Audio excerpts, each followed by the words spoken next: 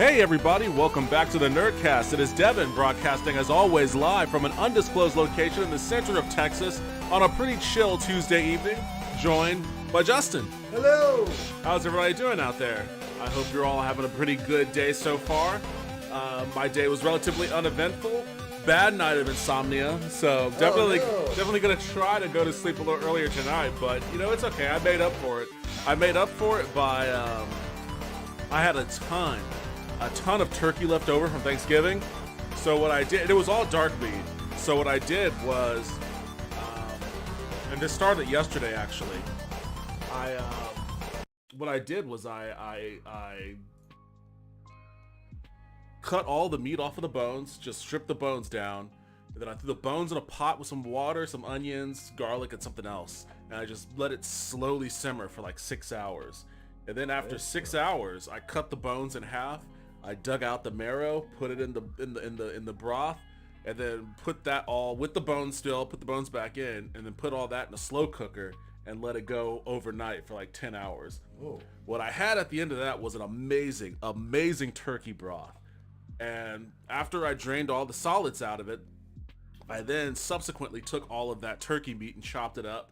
And I went and got some andouille sausage, chopped it up, seasoned it all with Creole seasonings, and then made an amazing turkey gumbo.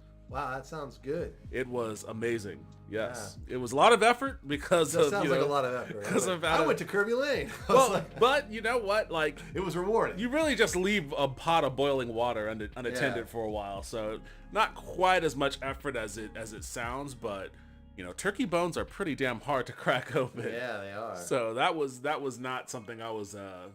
I thought I had softened it up a little bit. I need some kind of saw, some kind of bone saw. Yeah, that's exactly what I was thinking, because I had to saw into it. I was like, man, now I know why all those old school doctors had bone saws. Yeah. These bones are a pain in the ass. Yo, CJH, what's up, man? How are you doing? Welcome to the channel. So how was your Thanksgiving? Good. Good. Yeah. Pumpkin pie, beer, turkey. It was great. The usuals. I don't do the dark meat, so this year we just did 2 very, very large breasts. Okay. You know what I mean? There's nothing more American than just 2 totally. very large breasts. We love the breasts. We love the breasts. Very large. Give me those very large breasts. Yeah. Very succulent.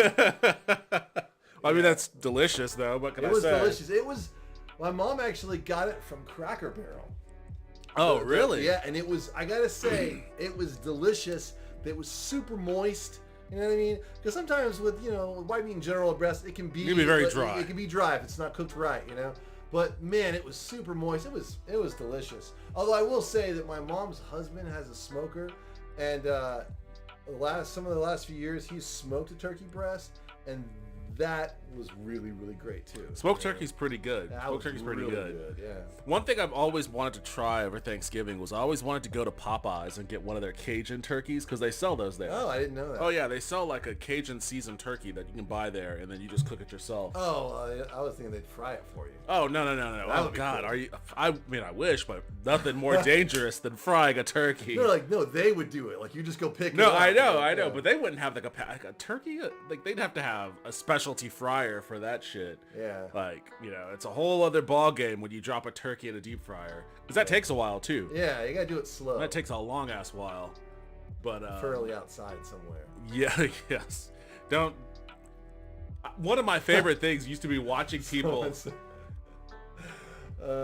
Shadow Knight, I just joined your stream to hear you guys talking about large breasts.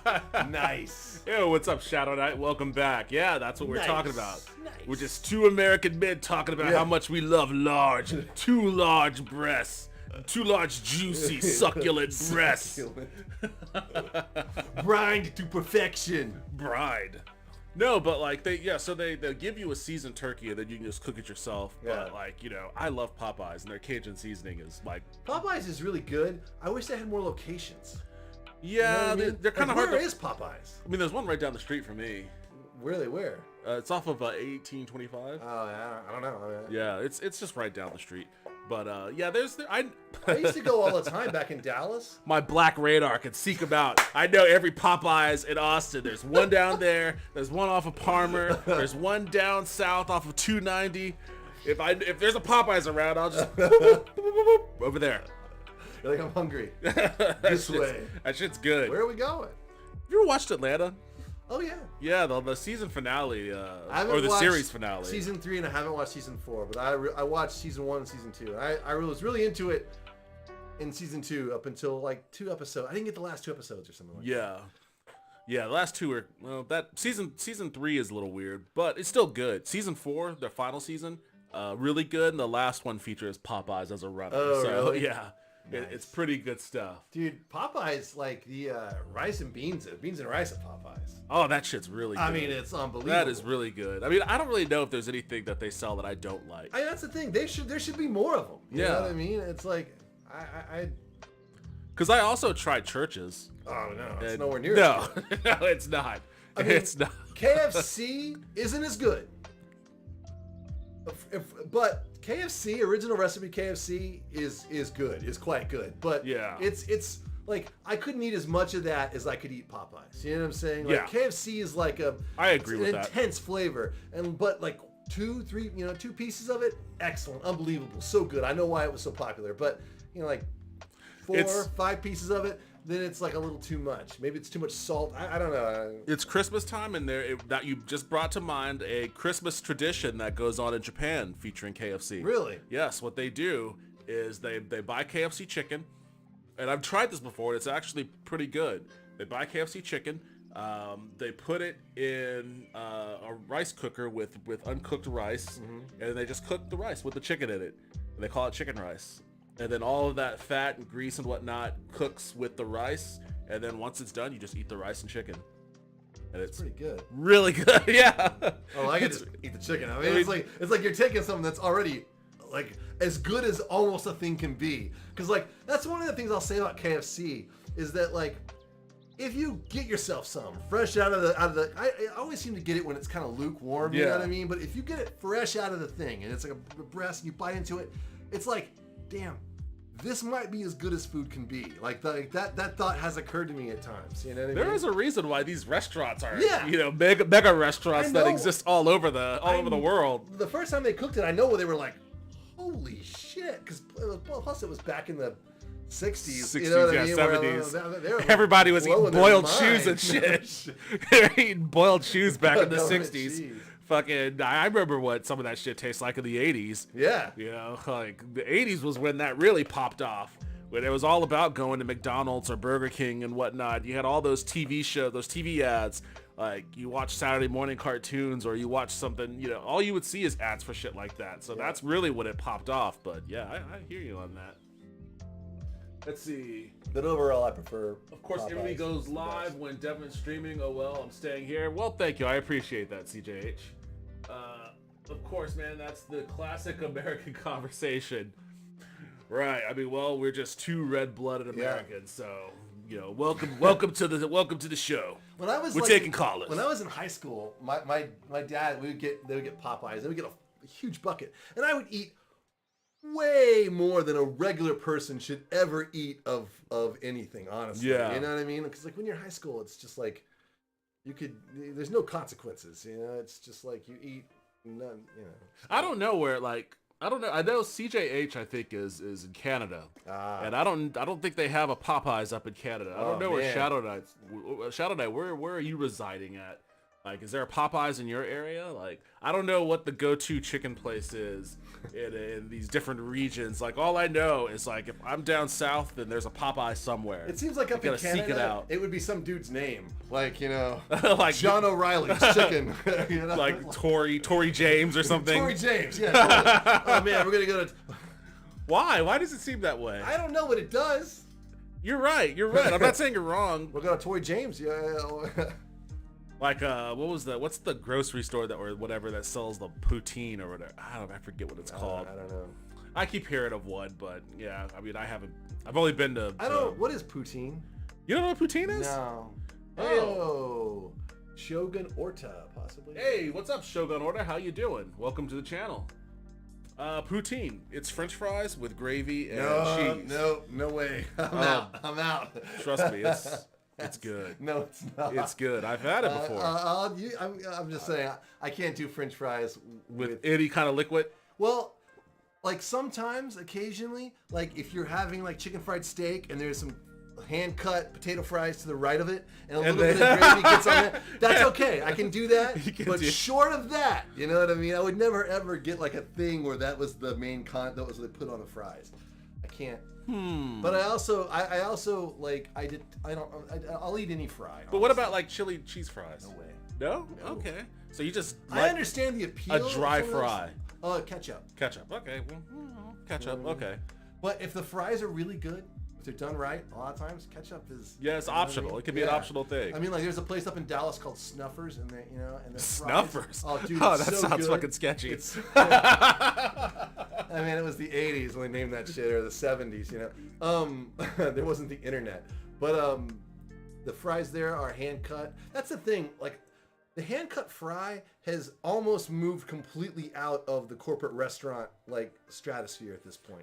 Yeah, I mean it's not a viable thing anymore, or unless it's like a really small chain. It's viable. They just don't want to spend the money or the expertise to do it. That's what I'm saying. Yeah, totally. For what they would need in order to like outfit a McDonald's with hand-cut fries. Well, I don't need it at McDonald's, but I'm talking about like, a Culver's. Not even Culver's is fine. You expect that at Culver's, but like Hop Dotty, no hand-cut fries. Well, yeah, that's different. Hop Dotty, they should have a hand-cut fry there.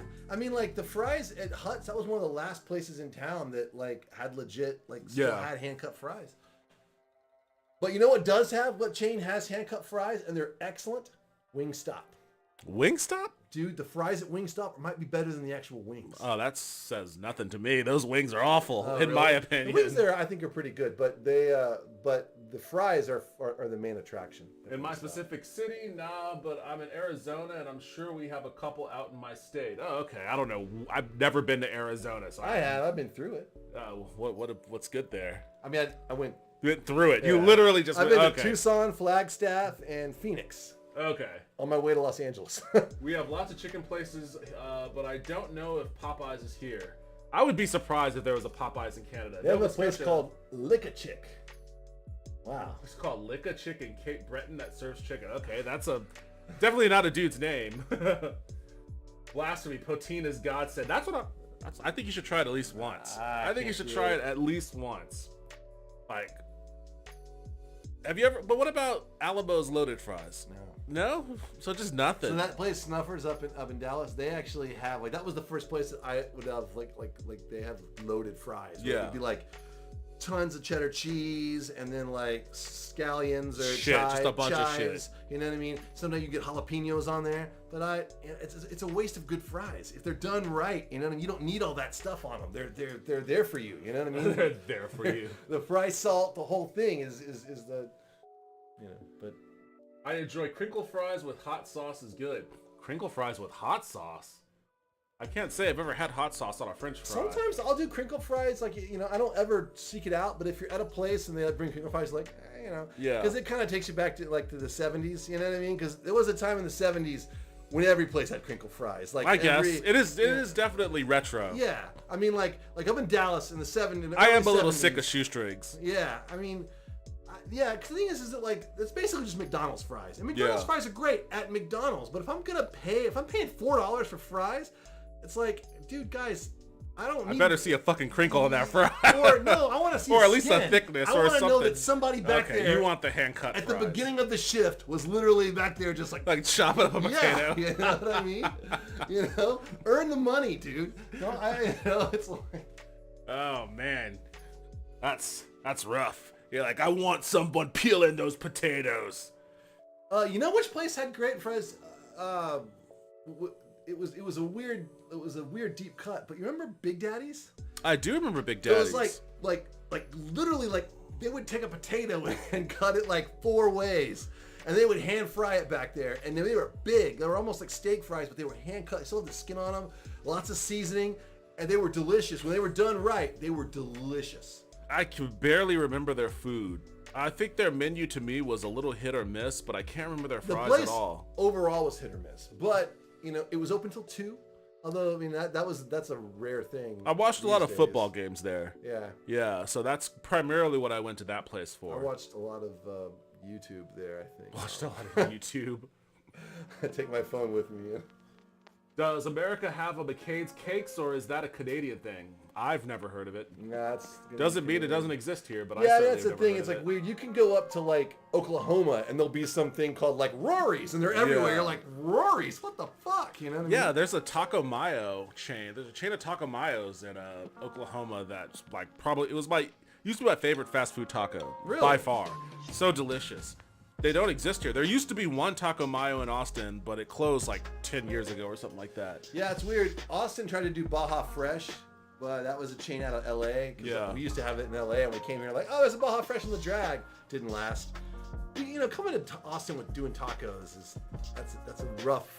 The competition here in the bar is extremely high. Yeah, Yeah. it is, but I mean, it's high for like designer tacos, but Yeah. for like a shitty fast food taco, Like a hard shell. yeah, which I love those tacos. Those Dude. are probably my favorite type, to be perfectly honest Oh, with yeah, you guys. Not me, but I do appreciate them. It's like those like tacos from Jack in the Box that are still. Oh, but no, that's too far the other way. I liked them, dude. Back in the day, I haven't had one probably since the '90s. But I mean, what's weird is they're still 99 cents, and in the '90s they were 99 cents. Yeah, that's sketchy. Real sketchy. Something That's sketchy's why I won't going eat on one there. now. But like the taco places where you can buy tacos in like 15, and they have the thing, and they're all wrapped up in cellophane. I've never seen that. Oh, dude, like Ponchos used to do that. Like you'd be like, I want tacos, crispy tacos. Like, okay, great. And they would have it in a paper, like one of those paper things that folds up on the side. Yeah. And it would be like 15 tacos all in a row, squished together, wrapped up in cellophane. They're still hot, but the fact that they're all right next to each other and they're all blazing hot, the oil's keeping them all hot. Those can actually be pretty great. And Okay. you can inhale those. You're just like. Were they smaller tacos? Yeah, they're like. Okay, there's a little. Okay. Yeah, they're not huge. It's not like, but yeah, they're like that long, not like that tall, and they just be in like a row, and it's basically it's boilerplate, man. It's just like iceberg lettuce, This some is cheese. making me want a fast food taco right now. Let's see. Crinkle cut fries, if done right, are god tier. I agree. I don't like steak fries. Not a fan of steak fries. Again, I could do this nostalgia on steak fries a little bit. I've never heard of that establishment, so maybe I'm not too sure. CJH. I know hot sauce thing is weird. It's not that It's weird. not that weird. I never thought to do it before. I am a hot sauce person. I've got quite a collection in there, but I've never really thought to put it on a fry. I watched a Actually, like dude hot once sauce on douse fries. a chicken fried steak with white gravy on it and ketchup and ate it. I was like, It's not a restaurant. It's a type of cake. It's really good. Okay, I've never heard of it then. I don't think they make that here in America. That must be a Canada-only cake. I also enjoy mustard on fries too. I do too. I actually like mustard on fries. Fry sauce is a big thing here. I don't know if that's a big thing anywhere else, but combining ketchup and mayonnaise. There's a place right down the street called Freddy's where they actually have fry sauce in packets that they Really? Yeah. And that's pretty good too. I don't yuck on that, but I'm not yucking on anyone's yum. I just like, when Yeah. it comes to fries, I have a very specific... You're very specific with your fries. Yeah. It's funny, I went to Raising Cane's, I guess, a couple days ago. I'd only been there like one time, and my daughter got like some chicken tenders, and I like had a bite. And I was like, "Oh, Yeah. But that place is like supposedly doing gangbusters in the region down. But they had a sauce, and I was like, I don't know. But I tried it, and it was actually quite good. It was extremely peppery. Okay. It was like their chicken tenders. That's all they do is chicken tenders. But my chicken tenders were quite good. But with the sauce, they were excellent. I was like, this is really, really good. Okay. And I'm usually any sauce that's not like if it's a hamburger, it's any kind of like condiment for a burger or a sandwich, it's always mustard. Yes. You know what I mean? Always mustard. Although I can do Dijon, I can do stone ground, any of that kind of stuff. Grey Poupon, but it's yellow or that. You know what I'm saying? And then on any kind of like fry potato thing, it's always going to be ketchup. You don't put ketchup on your burger? No. Interesting. It's too many flavors, man. You know what I mean? Not for you gotta me. have ketchup and mustard. Oh, on a ketchup burger. and mustard on a burger is primo. Yeah, that's the best combination in my view, because you get like the spice and the tartness from the mustard, and then you combine that with like the acidity and the sweetness of the tomato. Yeah, see, I actually don't Great even combination. I don't like tomatoes on burgers. Honestly. Okay, well, there you go. I think tomatoes are just kind of a waste of space in a burger. But I feel that like the ketchup mixed with the pickles, you know what I mean? Because you got that brine with the tartness of the ketchup and the onions, and then it really lets you focus on the meat. You know what I mean? You know, because I mean, granted, we're eating a decent burger that's not just like a burnt hockey puck. You know what I'm saying? Where you can actually taste the. I don't like to overcomplicate it. You know what I mean? I got you. I understand that. Sometimes the best burger in the world is just meat, cheese, and bun. If the meat's good and the cheese is awesome, meat, cheese, and bun, not even mustard. Yeah. So it just depends. It depends. All right, now that we've made everybody hungry, let's move over to some of the stories we want to talk about. I'm in the minority. I'm in the minority. I hate mustard. Never liked the flavor for some reason. I understand that it's kind of an acquired taste, but it's a taste that I have acquired. It's a good condiment to like because it has 0 calories. That too. You know, like of all the condiments, like ketchup, basically it's just corn syrup, and mayonnaise has got like a zillion calories. But mustard, as it comes. Yeah, it's good for that. Yeah. Oh shit. Distortion. Accidentally. Distortion kind of sounds cool at first, and you're like, oh, I need to fix this. At first. All right. Is that functioning? Audio? Okay, looks like it. All right, let's move into this thing. This is some cool shit right here. Remake of the first Witcher game promises an open world overhaul. The Witcher Remake could end up feeling a lot like The Witcher 3. So I didn't even hear about this. They're remaking the first Witcher? They are remaking the first Witcher. Because I just watched the IGN thing where they're breaking down all the new stuff for their upgrade of the Witcher. For The Witcher 3 and it sounds next gen. Pretty cool. I mean, when I get my PS5, maybe I'll revisit the Witcher. But I didn't know they were remaking the first one. That's cool. I'll play it. The recently announced Witcher remake, recently announced remake of The Witcher is getting more than just a visual upgrade, CD Projekt Red confirmed in a new investor presentation. Instead, the game and its critically acclaimed adaptation of the fantasy series will get a full-blown open-world treatment. That's good news for everyone who's been asking for exactly that since The Witcher 3 blew fans away with its free-roaming map back in 2015. Teased back in October, Project Canis Majoris was later revealed to be revealed as a remake of CD Projekt Red's 2007 I was going to ask if they were going to use Unreal Engine 5. That's the only way they could. Using Unreal Engine 5. Wow. Yes. Yeah, this would have been a no-go if they were trying to still use their own engine. I wonder, the upgrade to Witcher 3 is probably in their own engine, I would imagine. No, they're using Unreal for that as well. For the upgrade?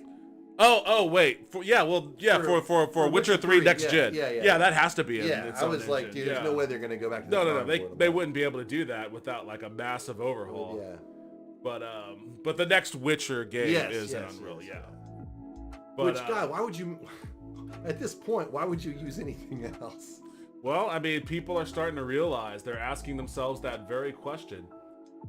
Unlike the level-based original, however, the company confirmed on Monday that the new version will be story-driven, single-player, and open-world RPG, and a modern reimagining. So, when I first relaunched this channel, I started doing a playthrough of the first Witcher. Yeah. So, like, I have hours and hours of video of me playing that game. It was the very first time that I played it, because I didn't have a PC that could run it when it first launched, and, they never released it anywhere else. Like Witcher 2, they released on the Xbox 360, and I downloaded that on my Xbox One and played that. So I at least was able to get Witcher 2. Witcher 2 actually kind of seemed like Witcher 3. It was like a rudimentary Witcher 3. You could see where Witcher 3 comes from playing Witcher 2. But it was still very linear and pretty contained in its environments. It wasn't open world at all. I was actually surprised that Witcher 1 felt more open world than Witcher 2 did to me. Really? Yeah, like I think the environments are a little bit bigger and it's definitely more non-linear. Like there is a like as the article kind of alludes to, there is kind of like a level system, not level like level 1. Level or chapter 1, chapter 2. But you know, there is a bit of that component, but the way that you can complete quests are very non-linear. It actually, and I think I may have mentioned this talking about it before,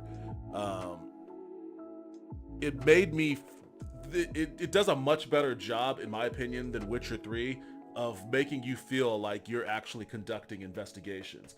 Because like,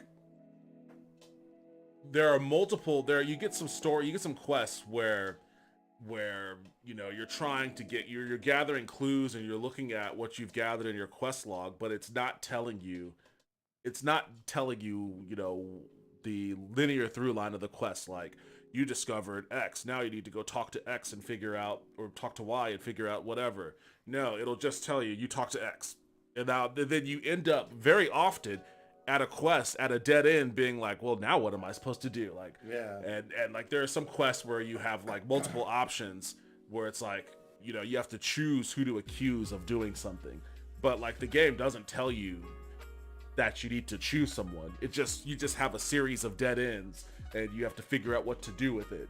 And you know, so like a lot of those quests in that game and the way that you can kind of do them out of order. And sometimes you hit a dead end and then you do another quest, and then part of that quest, it unlocks some more of the other quests, so you're not in a dead anymore. Like it made me feel like an investigator basically. So I got more of that Geralt of Rivia sense playing that one. Just as well written as Witcher 3, I think. Geralt of Rivia is an investigator? I just thought he was like a guy that was really big and had a sword. Are you? I didn't know if you were reading something. I was like, no. I was joking about kind of the Witcher debacle on Netflix. Good. I hated the first Witcher gameplay wise. Not gonna lie, it was, when you play it, it feels like an old PC game. Like the combat is very click on the thing until it's dead. Yeah. You know, it wasn't super intuitive or even really all that fun in that regard, but like if you like the characters and the story, then you can get past the lame ass battle. So it'll be cool to see them, you know. I'm guessing they're gonna implement the Witcher 3 combat system, which was pretty damn close to being perfect. Yeah, the Witcher 3 combat system was good. I gotta say, I enjoyed the Witcher 3 so much. I've been playing Horizon Zero Dawn, and the certain things in the game remind me of Witcher, and I'm like, you know, I'm telling Jennifer, I'm like, well, in Witcher, so you can do this, and she's like, I want to play Witcher. I was like, you can't even remotely play Witcher. That game is so violent and dark and twisted and adult that, you know, we can't even. While there is plenty about The Witcher 1 to celebrate, including its characters and story, it remains an extremely acquired taste when it comes to actually playing. The original was built on BioWare's Aurora engine, an updated version of what was used to make the Baldur's Gate games, and while it certainly makes the original Witcher a classic among die-hard computer RPG fans, it's not nearly as immersive or cinematic as what players have come to expect from the later games. So yeah, it's also pretty linear. It didn't have the same sense of exploration that made players feel as they were accidentally happening upon a mysterious but meaty side quest, something The Witcher 3 excelled at. This is why there has been no shortage of ambitious fan mods aimed at rebuilding the game inside Witcher 3's engine. With CD Projekt Red working alongside Epic Games to add deeper open-world development functionality to UE5, the result will no doubt be even better for the remake. So yeah, they're just going all in on So smart. I gotta say, like, you know, we'll see what happens with CD Projekt Red, but the Cyberpunk debacle might have really been a bit of an eye-opener for those guys, you know? Oh, I think it was an incredible eye-opener for them. They lost a lot of valuation in their company from that whole thing. Like they got Cyberpunk taken off of the PlayStation Store for almost a year. Yeah. You know, that's a ton of lost revenue there. And I mean, by all accounts, Cyberpunk is actually pretty cool to play now. You know what I mean? like especially on like the PlayStation 5 and the Yeah. And now with some of the new developments in the with the NVIDIA cards, you can play Cyberpunk on like crazy extreme, I mean, and we talked about this last time, NVIDIA's like frame making up thing where it basically, it's a lower frame rate, but it creates a bunch of frames that go between, but it looks like you're getting, it's the same feel of just getting like 60 frames a second with everything ultraed out, It's man, as much money as I poured into this computer, and as beefy as it is in some of its specs, I still can't run Cyberpunk at like top tier or even close to top tier. Didn't you try it? You got like 2 frames a second. Yeah, it was like 2 frames per second, and it was like really blurry. And I was like, this is awful. So yeah, if I ever wanted to play that game super spec'd out, I'd have to drop probably another grand and a half in my. Yeah. I'm not sure a 4080 would do. Well, I would need a new case too, because then I would have to jam a fucking intercooler into this thing. As it stands now, my computer already runs slightly hotter than normal, but you could delit it, dude. Delit it. Okay, like the metal top of the chip, of the main chip. So delitting it is when you actually remove the metal top of the chip. Why on earth would I? But what? Dude, look it up. So the new chips run really hot. The 7000 series or whatever, the new ones they just came out with, they run like their operating temperature is 95 degrees Celsius. That's like, it's all normal. People were like, so like several companies were like, well, we will see if we can get it to run cooler so we can overclock it. And so what they did, they tried all kinds of stuff, but one of the things they do, and there's a bunch of videos on YouTube where they do it, they literally delit it. They put it into this special machined thing for the chip, and then you turn a series of screws that move the lid like a little bit back and forth over time, and you can get the lid, the adhesive or however it's essentially affixed to the circuit board, eventually comes off, and you can remove the lid, and you can actually see the open architecture, and they apply the cooling mechanism directly to the chips. So there's no, it's they're basically. So is it just like a fan directly on top of the open? Yes. You can look at YouTube. You can like delitting a 790, 7950 or 50X or. Okay.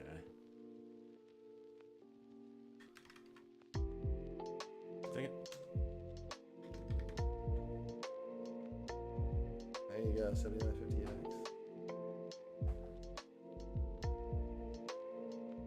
Let's try this guy. These guys are pretty good. I'm gonna watch these guys. News announcement video about these, and now we're gonna show you one of these delidded. I'm gonna talk about some of the CPU physical design. This is gonna be a pretty short video that overviews some of what you're looking at between these two pieces. We'll talk about why they design it the way they do, and then you check out the news video for more information. But we're still on the road here traveling, so this is gonna be a pretty quick but hopefully fairly unique content. That's what's underneath. Is that what a CPU looks like? Yep. Before that, this video is brought to you by very Linode. unimpressive. We've used Linode for our own hosting for about a decade now. And we've loved working. I don't know. with I had no them. With expectation. Linode, Like a Jedi holocron in there or something. we got a Something. and it's not even technically delidded. It's almost as if it was never lidded to begin with, because this is the cleanest IHS I've ever seen. And so if we take a closer look here, I'll walk you through some of the design choices. And I really quickly want to shout out Der Bauer as well on YouTube, where Der Bauer or Roman has a delidder he is currently developing. Yeah, that's and the I guy can't say any watched. more about it right now. Okay. He's still in the development phases, but if you wanted to delid one of these on your own at some point, my understanding is he's going to have a tool available and a video out for you soon, so go check it out. All right, so first of all, the CPU, everyone's already seen this sort of spider leg design where the IHS has, Hey, Gabriella, how you is it doing? Welcome back to the stream. Different sort of outcroppings coming out of the IHS. IHSs like this are nickel-plated copper, and then they use other platings inside to make the soldering easier. We'll talk about that soon. You can see that these small devices, so these surface mount devices that are flanking it, which we commonly call SMDs, those small surface mount devices are resistors, capacitors, things like that. And it looks like an awful lot on the surface of the CPU, if you're used to looking at, say, an Intel CPU. But if we look at the back of this one, you can see that the new AMD CPUs, since they are LGA or land grid array instead of pin grid array, means all the pins are in the motherboard socket instead of on the back of the CPU. So you look at the back of any Intel modern CPU, even AMD ones actually, you're going to see all the caps and resistors down in the middle, like MLCCs and stuff. This one is just the pads. And because it's just the pads, that means that the actual size of this is called the substrate. Okay, let's skip a Problem little of bit. socket size, CPU size, they've introduced a new problem. It's like, which okay, is that we get it. It's yeah. very difficult Computer stuff. to get all these on the front side and also have your IHS mounted in a way that accommodates all of them. And so this is how you end up with this 8-legged design like the one we're looking at here. Another thing you could do to work around this is with like the Intel approach would be to increase the pin density. Increasing the pin density is a bit of a different challenge because then you're putting a lot more pins in a smaller area, and that's not necessarily easy to do. So this was AMD's way out, and it's got some benefits. One of them is that because the IHS is able to maintain this smaller square size, it allows for wider cooler compatibility. So since this is more similar or maybe even exact, I don't have the normal Ryzen CPUs to measure, but since it's closer to what we're used to, existing coolers will fit on this pretty cleanly, and they're backwards compatible, the motherboards that is, with the older coolers, as long as you buy the mounting kits. This, by the way, is a dead chip, before anyone is concerned about that. I was about to say, I was like, it seems like it's not good to be handling the chip like He's this. being very cavalier with it. Yeah, it's like totally. getting his oily fingers all over it. Like, what the fuck are you doing, dude? So for the inside of this thing, you can see that the SMDs do actually align with where the IHS is. We'll get a low angle shot of this because actually what's happening is in these gaps in between the legs here, the IHS is almost floating over the SMDs so that it can accommodate them. That is not for heat or anything like that. It's simply to accommodate the extra height of the SMDs and let them fit under there. I think Roman in his video will show you where they're putting some glue underneath the IHS to protect some of the SMDs closest to the socket, or maybe he's doing that. We'll find out soon. To protect them. But my understanding is AMD has to protect some of the SMDs that are really close to the solder areas where the die is getting soldered to the IHS. So now we're on to the construction here. This is a gold plating, and the layers we have are so they sell platings. these things? That's what this coating is, the silverish No. one. You might say the nickel colored one. And then you have That's underneath attached to the that chip. just the copper. And on the other side you have nickel plating. I mean, And obviously, for the this is center something you'd patch have here to we do have the gold yourself plating. You if also you really, see gold really plating wanted here. to There's not overclock any on your the chip and IO get this- die. So for this chip, what you're looking at is 2 core complex dies. So these are the chiplets that contain the CCXs, the CCDs, and that would be where all of your cores are, your cache, everything like that. This larger die, many of you may already know because this is the same as it's been for years now, is the IO die, and it could also serve as a chipset in some of the, like an A320 type of board if it were compatible, but this one's not. So that's the construction. Now I have a great quote from Der Bauer explaining why the gold is used the way it is, so we're just going to read that straight from him. Gold Der Bauer is said best. to me, quote, regarding the gold coating, there is the aspect that you can solder indium to gold without the need of flux. This makes the process easier, and you don't need aggressive chemicals on your CPU.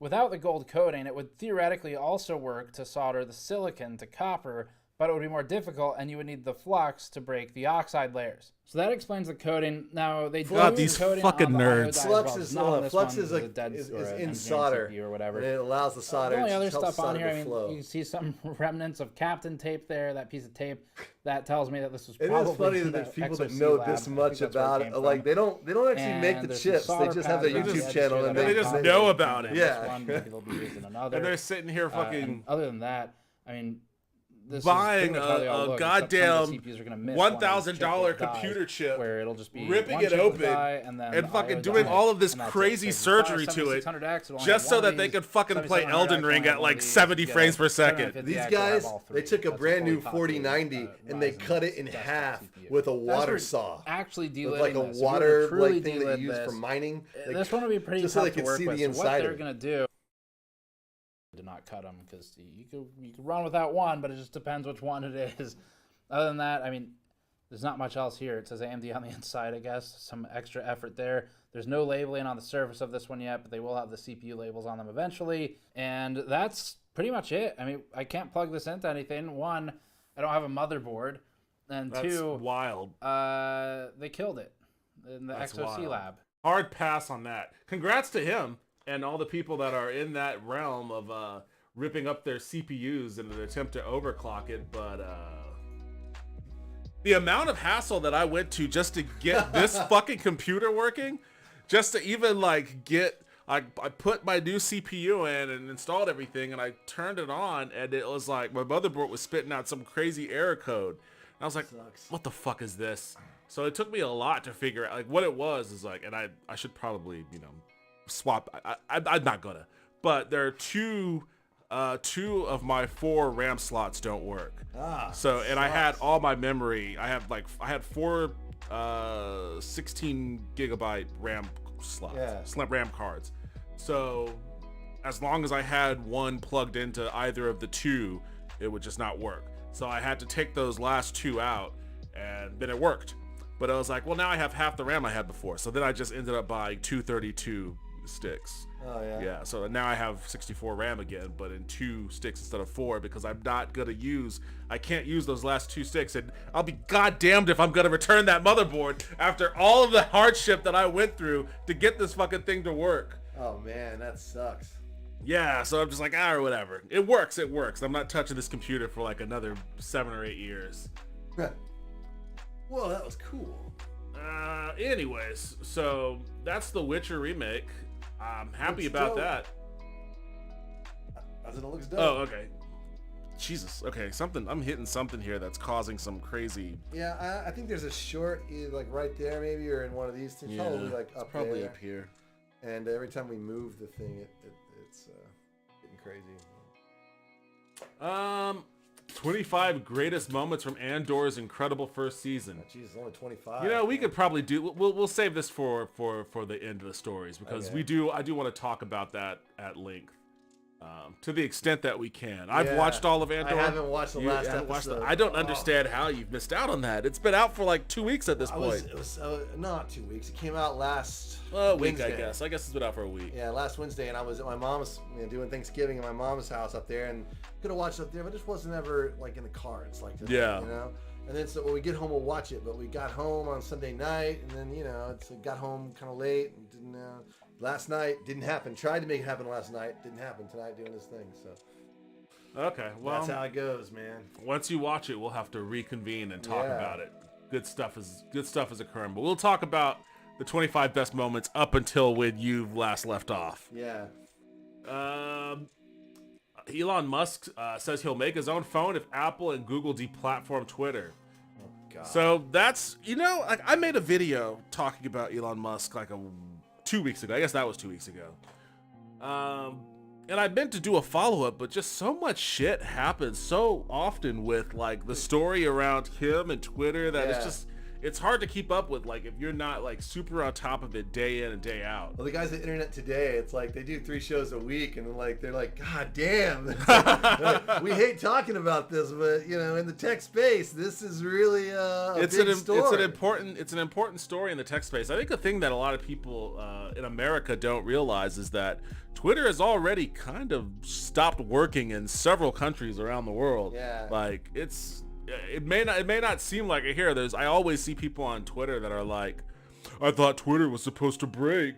What happened to Twitter shutting down? It's like, well, I mean, you're just outing yourself as being an American, honestly. Yeah. Everywhere, a lot of other places, it's, struggling. And even regardless of whether or not it's up and running, like its content moderation is definitely non-existent anymore, which is the problem.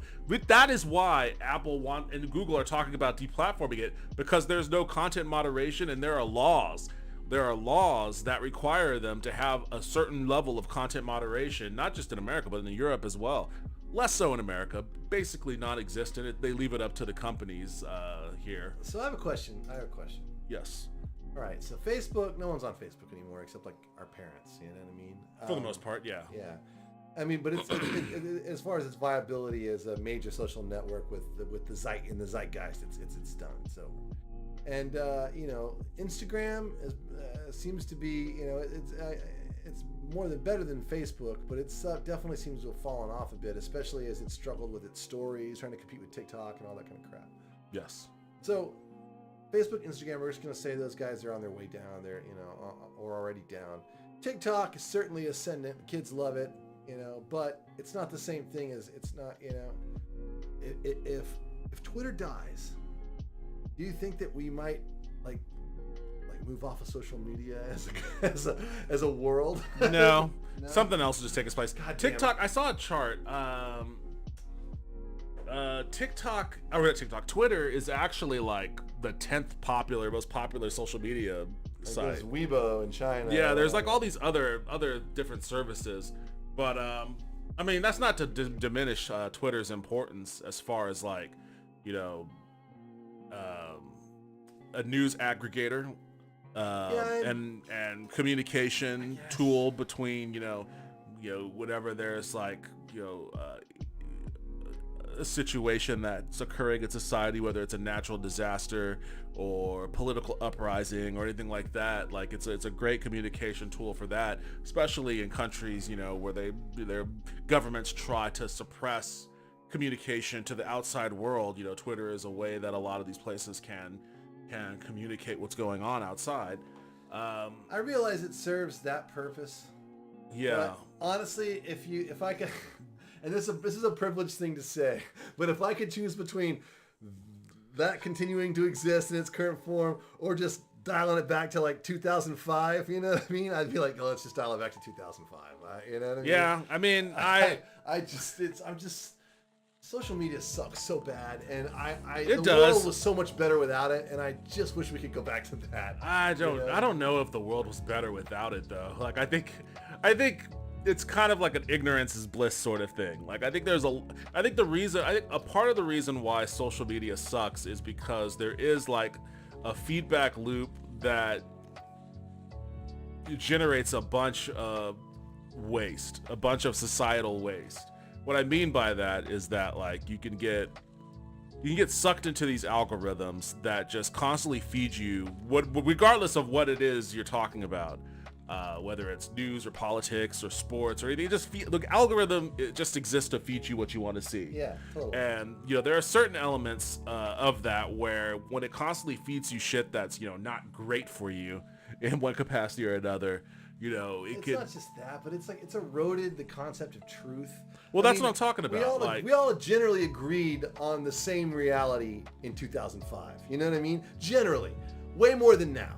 More than now, yeah. And it's like, and all that shit is all this algorithmic crap, and I'm just like, And granted, I am old. This shit is not for me. I'm not on Twitter. You know what I mean? I understand there are goods. It has a good, but it kind of seems like, maybe we just all move off this shit, go back, go figure, do something else with our time. But I mean, I still don't understand why Elon Musk bought it. I think that's the dumbest thing in the world. Hey, ask Justin what is a boomer shooter, or if he knows what a boomer shooter is.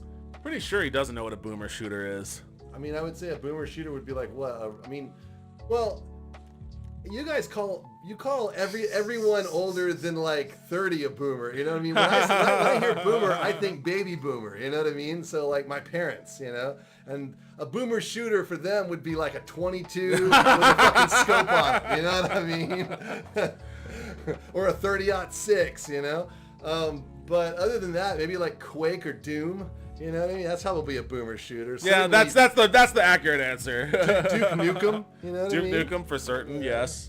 Gabrielle is obsessed with boomer shooters and is constantly asking me to play them.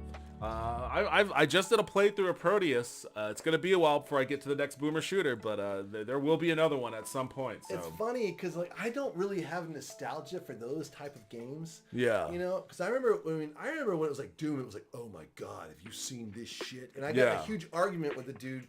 Because I was like, I don't know, I think Stonekeep is better, and he was like, well, what do you mean? I was like, Stonekeep. well, graphics are better, It's like, no, dude, but you can walk up right against the wall. I was like, yeah, but it looks like puke. I mean, it looks shitty. I mean, at least Stonekeep, yeah, you can't walk up against the wall, but at least it looks like rock, sort of. You know what I mean? Although it's funny, when we revisited Stonekeep a couple of months back, remember we like looked at some of the screenshots? Yeah, It was that's right. way more rudimentary than I remember. I remember it being like almost photoreal. Yeah. I was like, this game's amazing. Yeah, well, I mean, how old were you at the time? I was 19, you know? Wait, when did that game come out? Well, let's see. I was playing Stonekeep my sophomore year of college, and it had just come out. And so I was probably 18 or 19. So yeah, I would have been 97, 96, 96. You want to say 96? Hold on a second. I gotta remind myself of this. Interplay Stonekeep is in. It's not working.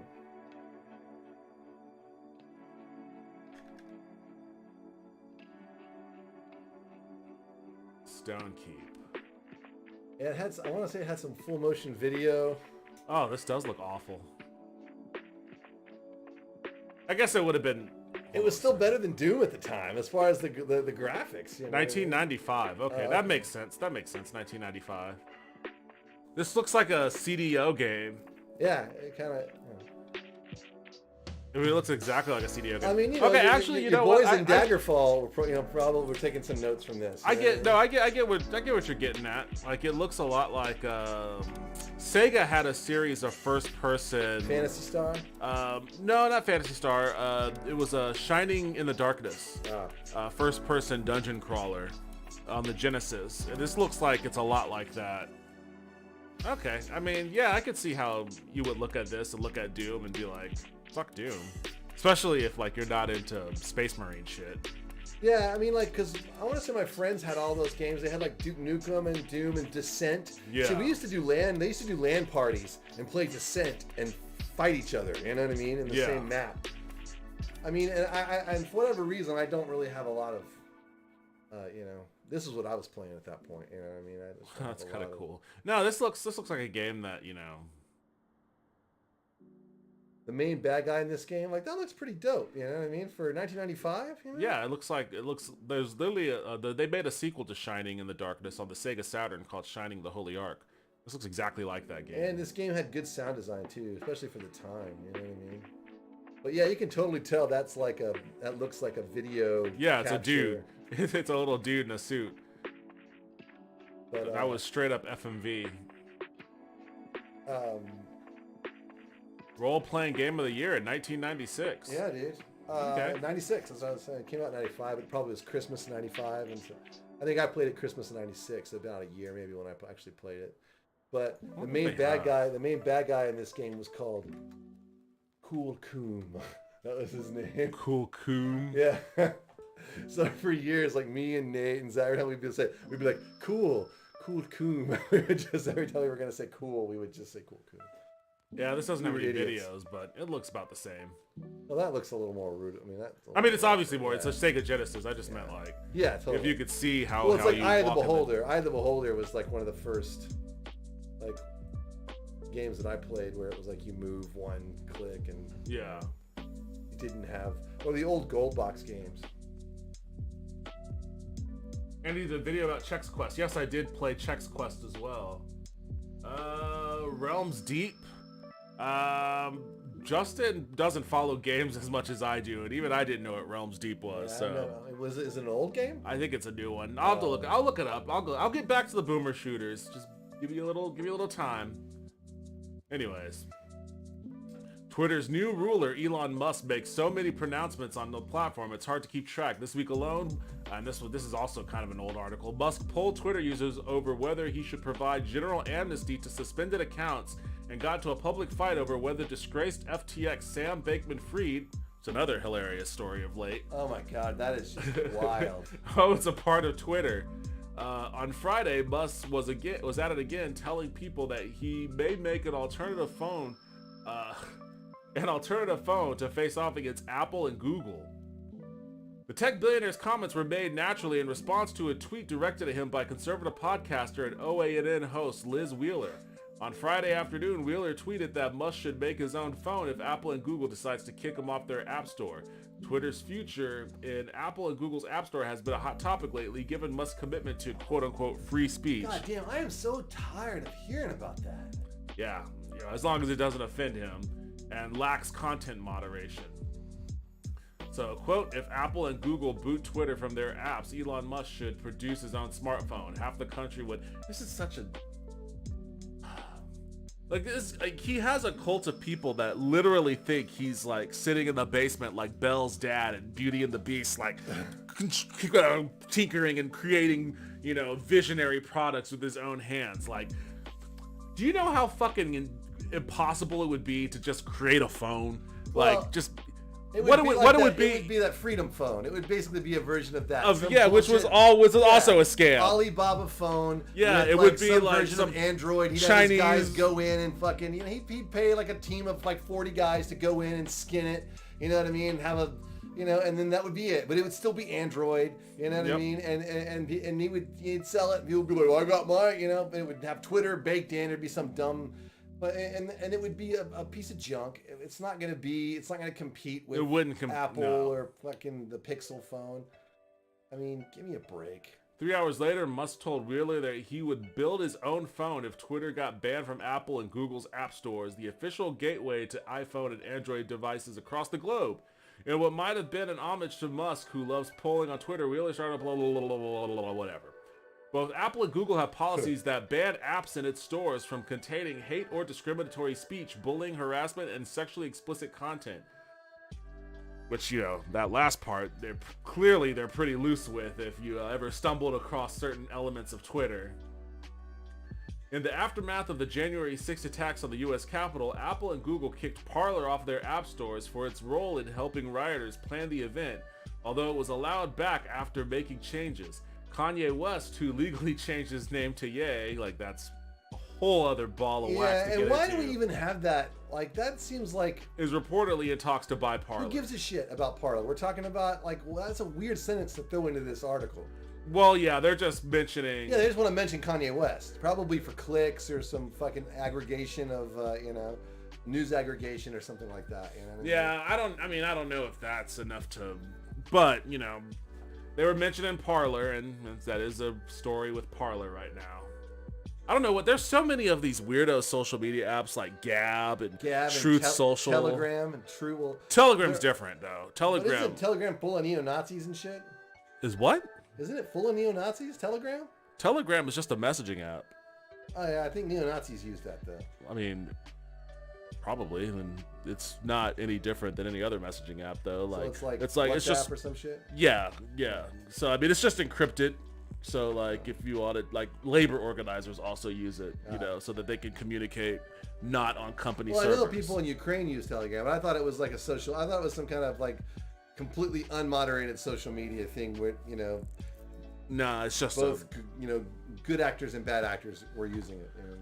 I mean, I don't know to what extent moderation could occur on it. Since it's all encrypted. But there are messages channels, anyways. right? Telegram channels? Maybe. I've never actually explored Telegram. I have it on my phone, but really? I've never really fully explored it. So I don't know. I don't know how Telegram is functioning nowadays. All I remember is that I put on my phone prior to the George Floyd protests, so that I could have contact with, with some people that I knew that were going to be, protesting and whatnot. Very paranoid people, but I guess rightfully so, considering that they were protesting police violence in a very pro-police state. But, it's just one of those things where it's just encrypted messages. Signal is also like that, I believe. Yeah. Maybe I was using Signal. Signal I've heard about, but I haven't seen as many articles about. Telegram, I thought was, I'm sure it's a messaging app, but I thought it was also had channels and people use it to organize, specifically Yeah, I mean, neo-Nazis, they use Discord too. Discord was getting a lot of heat over the alt-right using it for building up communities and whatnot. So, they'll go to where they can. While Musk has declared his intention to build his own phone should Apple and Google cross him, it's important to remember that the man says a lot of things that don't end up happening. Remember the Tesla Semi, which is 3 years past deadline? I mean, he was talking about like how they were going to demo the new Tesla Semi, the first week of December, I think? Which, like, of all the really stupid shit that he promises that never comes to pass, like the Cybertruck, like the one thing that I think would actually be really beneficial right now would be a battery-powered semi. Cause aren't they building Cybertrucks? Like, aren't they building them in Austin? I don't think so. I thought that was what that factory was for, to build fucking Cybertrucks. I thought they were building power walls there. I don't think they're building. I think they're building Cybertrucks there. That's what I thought. I mean, I could be wrong. I probably am, but I didn't like certainly the Cybertruck has not materialized. You know what I mean? But I thought their plan was still to build them. It's just like they were working on them. It's just taken a really, really long time. Let's see. Let's get this thing back in here.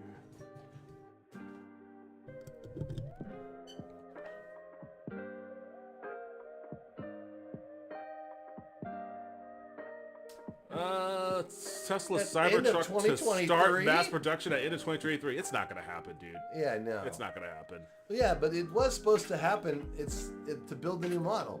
It's in Austin. That was the whole point of the fucking place.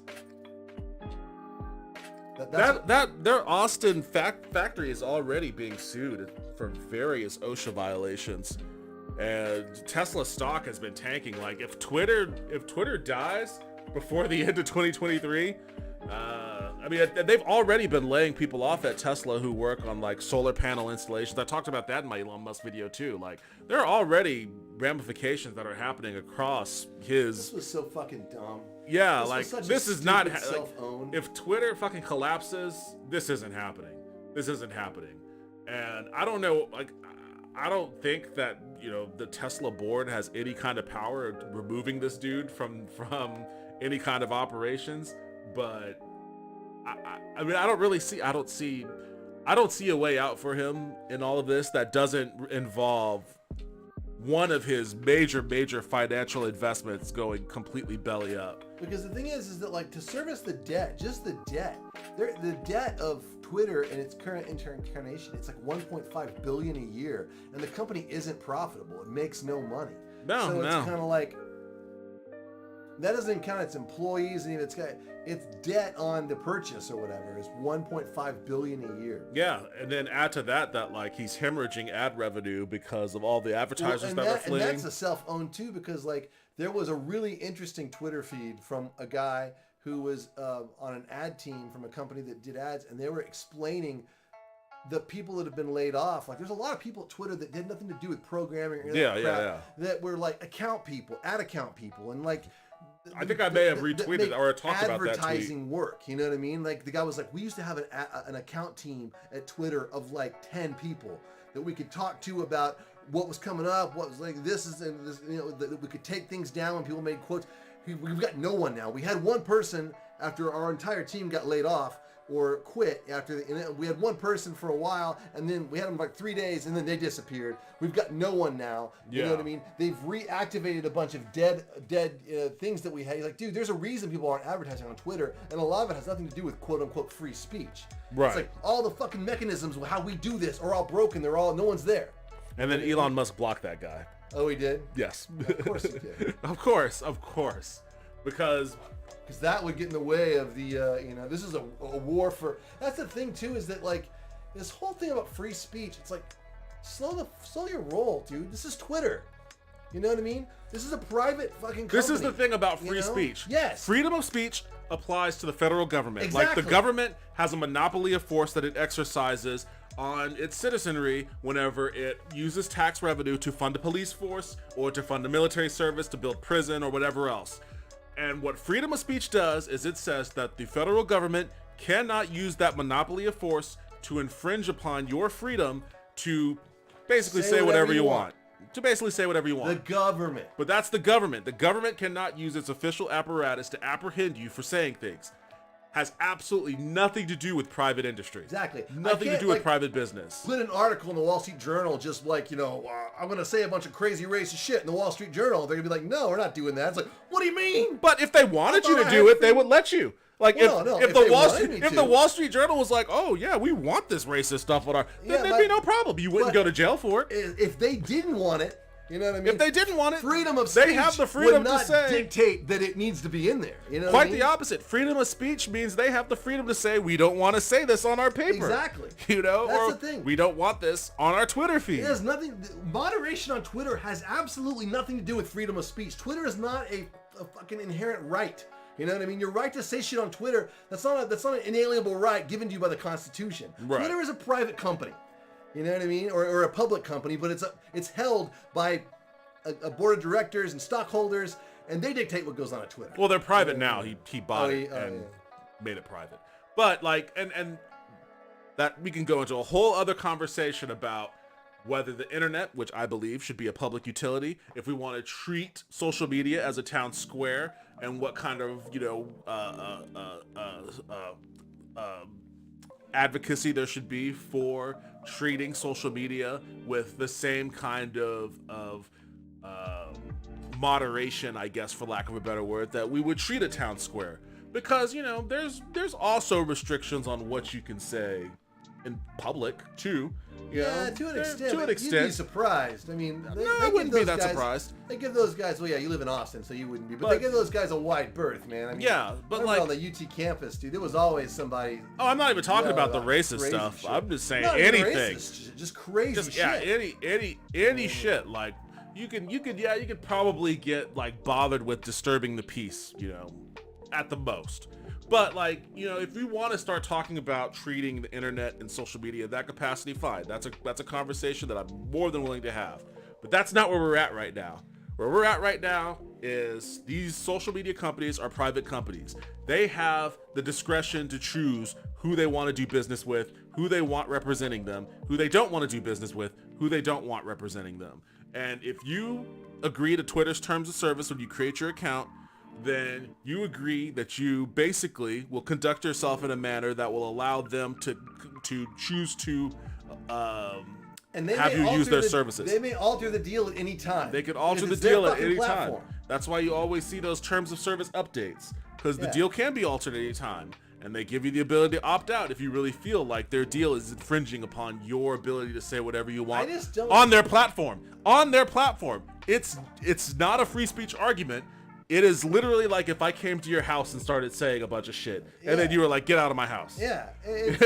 Like, I've never understood that, and it's like, it's such an obfuscation of what the fuck is actually going on. You're just like, dude, shut up about free speech. And it's not just Elon Musk, it's a whole fuck ton of people that talk about it. I mean, even people that are generally right about some other stuff get weirdly hung up on this, and it's under this idea that they're somehow entitled to be able to say whatever they want on these fucking digital platforms. It's because the thing is, like, you're not. Fuck off. This is a thing that Twitter, like, it's a double-edged sword, and the sword cuts both ways.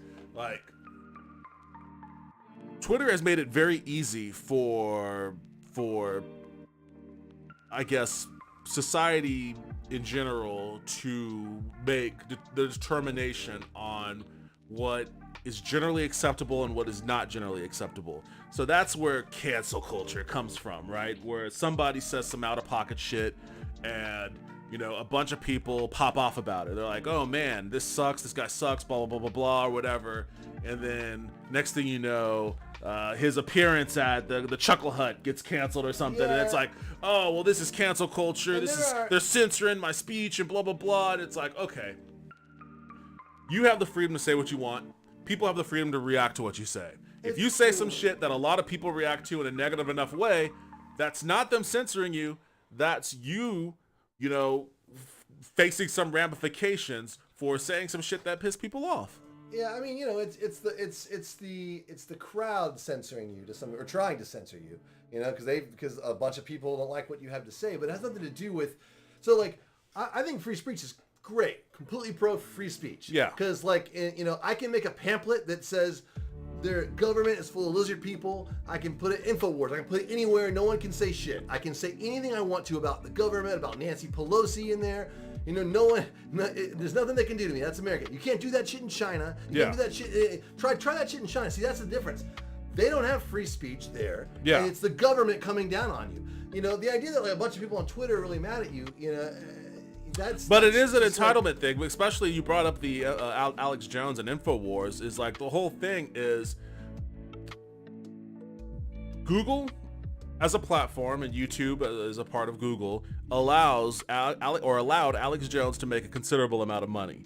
Yeah. And he used that platform to make a considerable amount of money from Google up until the time that Google decided that they didn't want to associate with his brand anymore.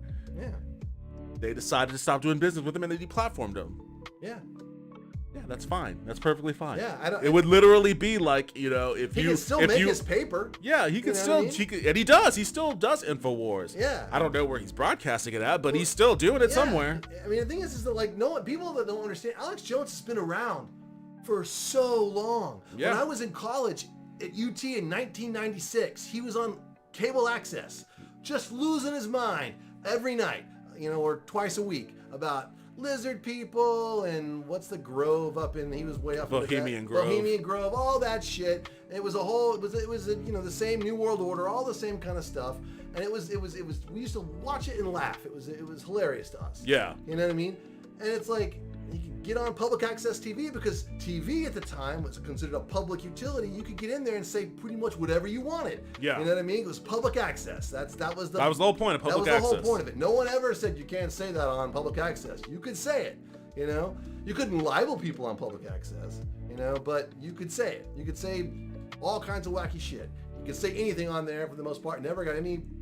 And his papers have been like, before all the shit, 9/11, all that kind of crap, you could go to a local bookstore or something like that, a Book People or whatever, and there would be a little thing, and there'd be an InfoWars thing in there with all their players. They can still make those. There's nothing that, you know, that's, you know, I mean, now he's probably can't because he owes like $1 billion. Well, he owes a shit ton of money. But papers cost money. Yeah. But yeah, it just doesn't really have anything to do with, those are just like, it's like two different things. Yeah, even in public, free speech is limited. You can't exactly threaten people's lives and use freedom of speech as your defense. I am pro-free speech, by the way, but I think even the most pro-free speech advocates would agree to an extent it should be limited to some degree. Yeah, it's like you can't yell fire in a crowded theater, right? I mean, yeah. Even though I think the Supreme Court said you can, but yeah.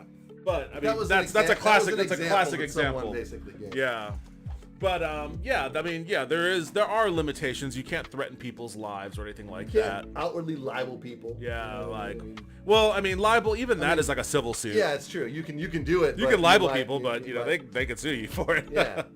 Which is essentially, it's, you know, it's kind of the same thing. It's, you know, saying something that pisses a bunch of people off. You know, you could be mad at those people that got so pissed, or you could be mad at the companies that you did business with that caved to those people when they wrote their letters and did all that kind of shit. Yeah. But see, that shit's been going on for a long time. There's a whole episode of The Simpsons about it in the very first season. The very first season. The very first season of The Simpsons. With the shitty animation.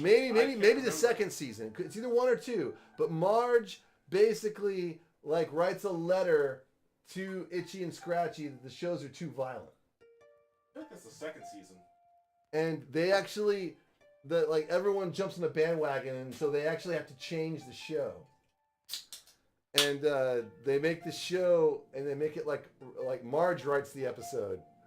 It's actually a really great episode because he's like, well, "What would you do? What would you do?" Like right now, Itchy comes out and he throws him into a vat of acid. A second season. Yeah, I remember that. And so was that the one with the intro where it's like they give and give and give and give and yeah. Give. No, that was a great episode. I need to rewatch those. But the fun thing is that shit was going on. People were writing strongly worded letters, trying to get people to quit doing business with this, that, and the other. That shit's been going on in the 80s. It's like Twitter and social media has made it all much easier for people to like lodge their complaints. But even then, I find that most of the most intently offended people are actually really small groups. People are just a lot more. I have issues with libel laws, but that's a whole other can of worms. We're going to open up the libel laws. Don't worry, Shadow Knight. We will open up the libel laws. It's this. No one's gonna be able to libel. It's gonna be beautiful. It's gonna be beautiful. All right, let's go down through this real quick. Elon Musk is delaying Twitter's paid verification to avoid Apple's 30% cut. That's the recent bullshit where he's like pretending like he just found out that Apple has a 30% royalty. There's a Tesla app on the iStore, so, you know, at the very least, this motherfucker knows that it exists. But, like, he's like, did you know that Tesla, and he calls it a tax. He's like, they tax you, and like, let me see, I tweeted about it. I want to see if I can bring that up. So the internet today had a whole thing where they like showed Steve Jobs talking about the iPhone story in the very beginning, breaking down the thing, and he was like, and Apple only takes 30%. They don't have to worry about the infrastructure. He like breaks the whole thing down. It's like, yeah, it's a pretty good deal, you know. Oh, here it is. So this is what I said about it earlier. I said, serial pathological liar Elon Musk pretends to discover Apple's royalty rate, but claims the tax is on the user who purchases rather than on the developer who sells. And then, quote, or a little aside here, libertarian pro tip, use the word tax for any charge you don't like to turn dummies against it. So that's basically why he's calling it a 30% tax, when it really is just a royalty rate. Yeah, if you and this happens with it happens with Nintendo. If you're releasing a game on the Switch store, it happens with the PlayStation. If you put a game on PlayStation Network, it even happens with the Intellivision Amico.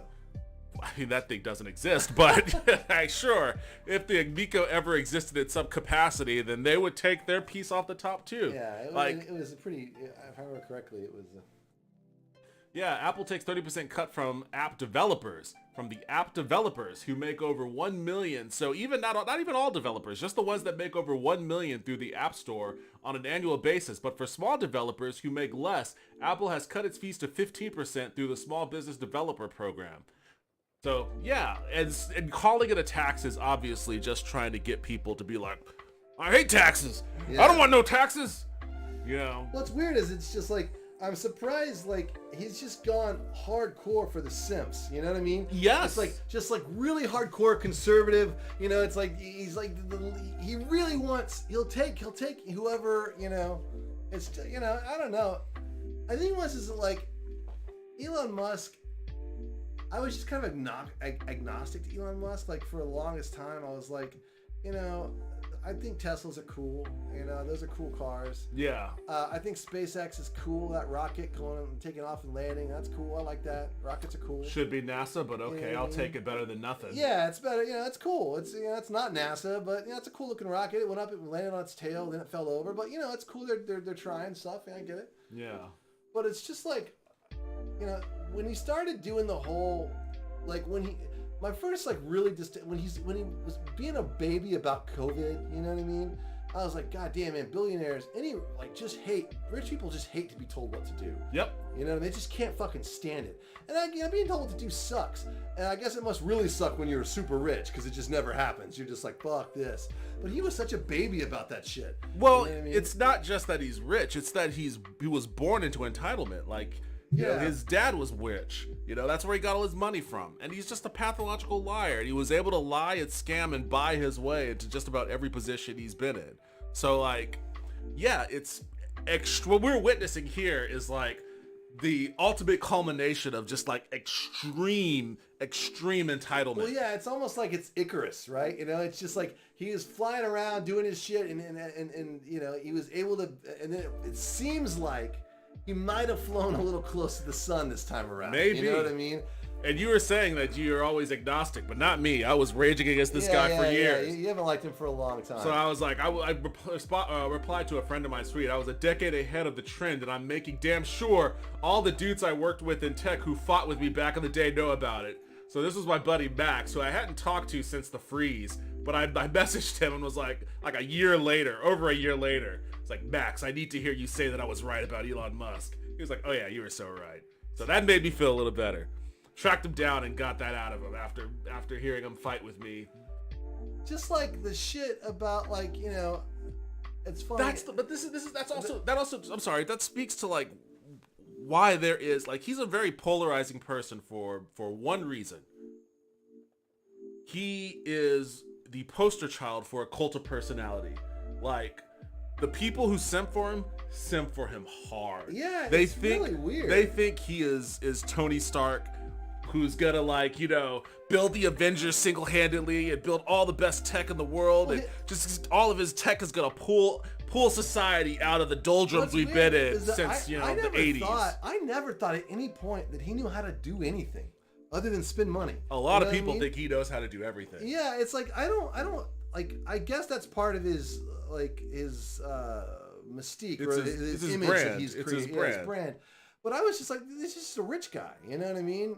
And it's like the only thing is like, of all the rich, like of guys like that, when this is years ago, it's like, these makes the Tesla cars. Those are cool. You know what I mean? That's cool. That's a thing that's happening. It's an American car. It's an awesome car. It'd be cool to have one. But you know what I mean? But I was like, that's cool. And the SpaceX rocket's cool. But now it's just kind of like, it's like once he got onto Twitter and started to become like a personality. Yes. You know what I mean? But I'll tell you, it is definitely Twitter. But I can pinpoint exactly when it started. I can pinpoint exactly when. It was when those kids got stuck in that Thailand cave. Yes. And he wanted to build the submarine. That was the first thing that I was like, what the fuck is going on? You know what I mean? And he called that dude a pedo for no reason. For no reason at all. And then the funny thing is, I actually watched a documentary about that whole thing. It's really cool. Like, they rescued the kids is amazing. Yeah. But when you watch a documentary, the idea that he was going to build a submarine, thought he could build a submarine to do that, is fucking comical. Like, that's what the diver guy said, that he called it pit. He's like, this is not a thing. There's not, he's like, literally the space, you can barely get through it, the size of a man. They had to they had to do all this shit. They had to sedate the kids because you could only get the kids through like one kid at a time with the diver, because they had to actually wear the helmet, so they were afraid the kids would lose their shit. And down there, it's so fucking dark that, like, if the kid loses his shit, they had a rope that they tied, you know what I mean? And, like, they were like, okay, we gotta do these kids one at a time. They would sedate the kids and have them with the breathing mask on. And then one guy would, like, snake through. Some of the holes were basically, like, this big. You know what I mean? It's like, a submarine? Like, what? And that was just a weird thing and it's like, what the fuck? And that's when it's like, whatever goodwill the guy had, as just being somewhat this innocuous billionaire guy spending his money on shit that just didn't suck, like private equity. Yeah. You know what I mean? Because there's a gazillion billionaires that basically just like take whatever cool food chain is in your town, they come in, they buy it, and then in 5 years it's fucking gone. You know what I mean? It's like they just destroy it. That's what most rich billionaires do with their money. It's like they destroy. Yeah, it's destroy industry. Yeah, take something cool. Name a store that used to be cool, and then like they come in, and they buy it up. You know what I mean? Like Guitar Center used to be cool. You know what I mean? Guitar Center sucks balls by comparison to the way it used to be. There's still that one that exists off of by your place. They're still here, but I mean, I went there not too long ago. I got a couple pedals over there. Actually, I was gonna. Your park pedal's pretty awesome. Yeah. But it seemed the same to me, but I guess I don't know. Dude, it's nowhere near the same. Like when I was there recently, I got in a conversation. There was still that guy that was on the I was like, okay, he's still showing off. For instance, you used to go to Guitar Center, you could buy cable stock. I could go in, I could buy Mogami cable. You know what I mean? For microphone cable. And they had a reel of it. You know what I mean? You could go in with a pair of scissors and be like, I need like 700 feet of Mogami here. And you're like, okay, sure. I need ends for the.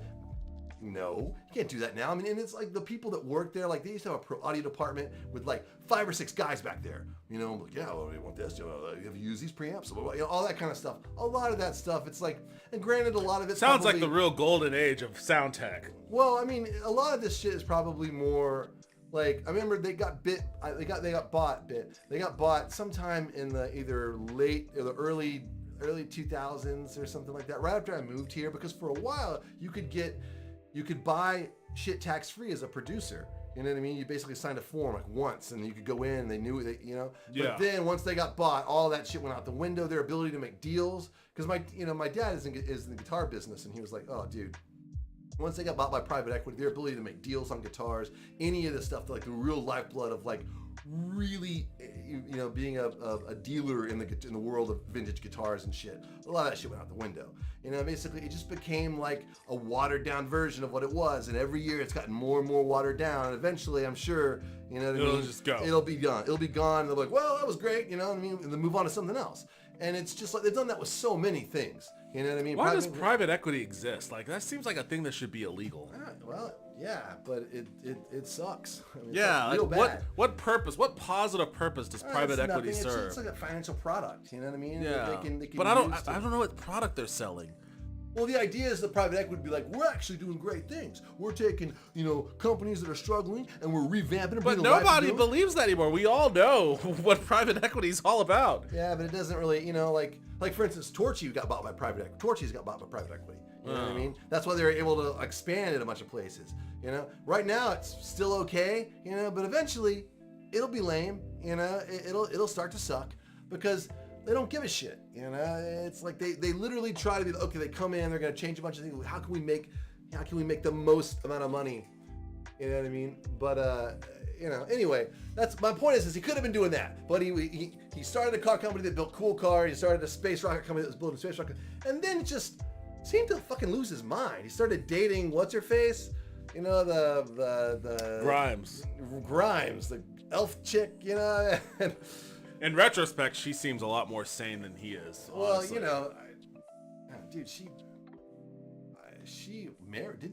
Were they married? I mean, they had a kid. They had two kids. a kid. I mean, he has so many kids, They had though. 2 kids. He has so many kids. Because he believes, I don't know if it's like a cult or something or whatever, but there is a subset of like billionaires and multimillionaires who really do buy into the idea that they are where they are in life because they are special human beings, and it is their purpose. I think all of them do. It is, but like, no, this is a certain subset that they think that it is their purpose to repopulate the earth with geniuses. With their Yes, stuff. so they have as many kids as possible with as many people as possible. Like Elon Musk has dozens of kids with several different people. So like, yeah, I wouldn't. I'm sure he sounds like a great dad too. I'm sure he spent a lot of time with all of his kids. His kid. Well, I don't know about all of his kids, but I think one of them has at least come out and voiced dislike of him. He couldn't be that great a dad because he's so busy and he's on Twitter all the damn time. How could you have those companies and be on Twitter all the damn time? But that's the thing. Yeah, if you're the CEO of 4 companies, then you're just outing CEOs as being worthless. Yeah, and that's the thing. It's like the guys on the internet today were talking about it. They're like, this dude in this weird, almost like Fitzgeraldian attempt to Fitzgerald. F. Scott Fitzgerald. F. Scott Fitzgerald, you know what I mean? yeah. This attempt to recapture some piece of him that was missing. He's just gone down this rabbit hole, and it looks like he might end up essentially burning the whole thing down to fill this fucking hole inside him. You know what I mean? It's an American tale if there ever was one, although it started in South Africa. There is nothing more American than apartheid South Africa. So there you go.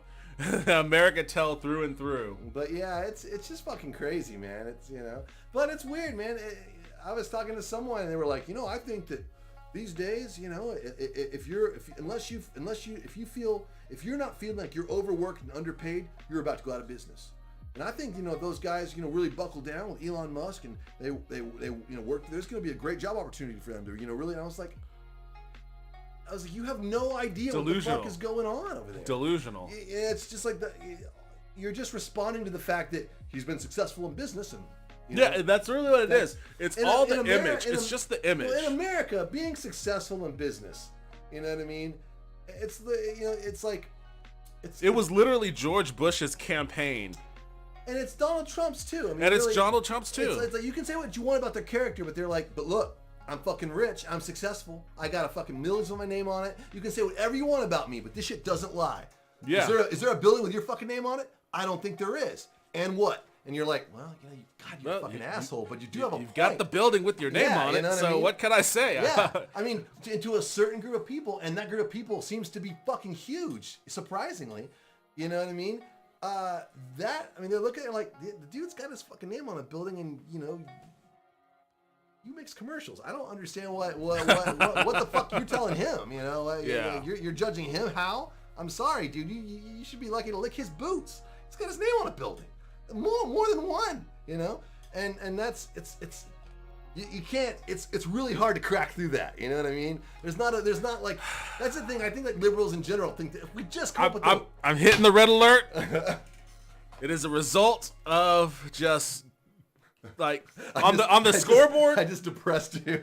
I gotta hit the red alert. On the scoreboard of capitalism versus socialism, capitalism fucking routed socialism. Routed them. Yeah, of course. Routed them. Just destroyed them in the 70s and 80s. I was watching Adam. This is just a result of that. I was watching Adam Conver, and he's ranting about all these guys, and he's right. But he's his rant is borderline obnoxious, but it's completely it's righteous, but at the same time, like, this isn't convincing anybody. You know what I mean? Yeah. It's just like you're not. This is just it's mildly funny for me, but even kind of annoys me, and I agree with everything you're saying. You know what I mean? But it's just one of those things. To a lot of people, they're like, I don't know. He got out of a fucking limousine that drove him the 40 feet from his private jet to here. Yeah. And then a bunch of people got out, and you pulled up in a Volkswagen. Explain to me how what you're saying is right. It's like, well, I can, but I kind of don't think you're right. I don't really want to know. I want the fucking limousine, because limousines are awesome. And even, limousines are awesome. I've been inside a few of them. They're great. But, they're also kind of shitty at the same time. I mean, my point is that, like, anyone who's ever had any money, it's fucking awesome. You know what I mean? But it's at a certain point, you lose the plot. There's no way that he's dealing with a full deck. I mean, no. He wouldn't. The thing is that, like, to him, the money, like, that's why I used to tell my dad. We used to talk about this. We'd be like, rich people, there's a certain type of rich people who will never be poor. You know what I mean? It's like, for instance, Janie Lane, the lead singer of Warrant, which was a band in the late 80s and 90s. Those guys got big for a second. Warrant. Cherry Pie. Yeah, I can't remember if he was the guy who you said looked like Emperor, the Emperor from The Witcher season 2. I watched. No, Winger. That was Winger. Okay, Yeah, that was yeah, Winger. yeah. Okay, I'm sorry. Wrong W band. Yeah. But same kind of deal. Kip Winger. Janie Lane, Kip Winger. Any of these guys. I just watched Rock and Roll True Stories on Janie Lane earlier today. But my point is like, those guys, they got rich in the 80s. They got rich. They got maybe several $1 million, whatever. But those guys can be poor again. You know what I mean? Those guys can do some blow, marry the wrong chick, fucking total a couple of Ferraris, and then all of a sudden they're like playing at, like, you know what I mean, a bar down the street. Yeah. Guys like Donald Trump, it doesn't really even matter if they lose all their money. They could be like a gazillion dollars in debt. They still got all the same shit. 'Cause everyone knows it's like they're just because they can't be poor. So long as they have, like, their assets, they can always borrow against and it. their connections. It's not just their assets, it's their connections or their brand or their name. They'll always find some rube to give them money. Like that Bankman-Fried guy. Well, we'll get to that in a second. But it's the same kind of deal. That little motherfucker was as connected as you can possibly be. People like that will never, ever be poor. Elon Musk will never be poor. If they,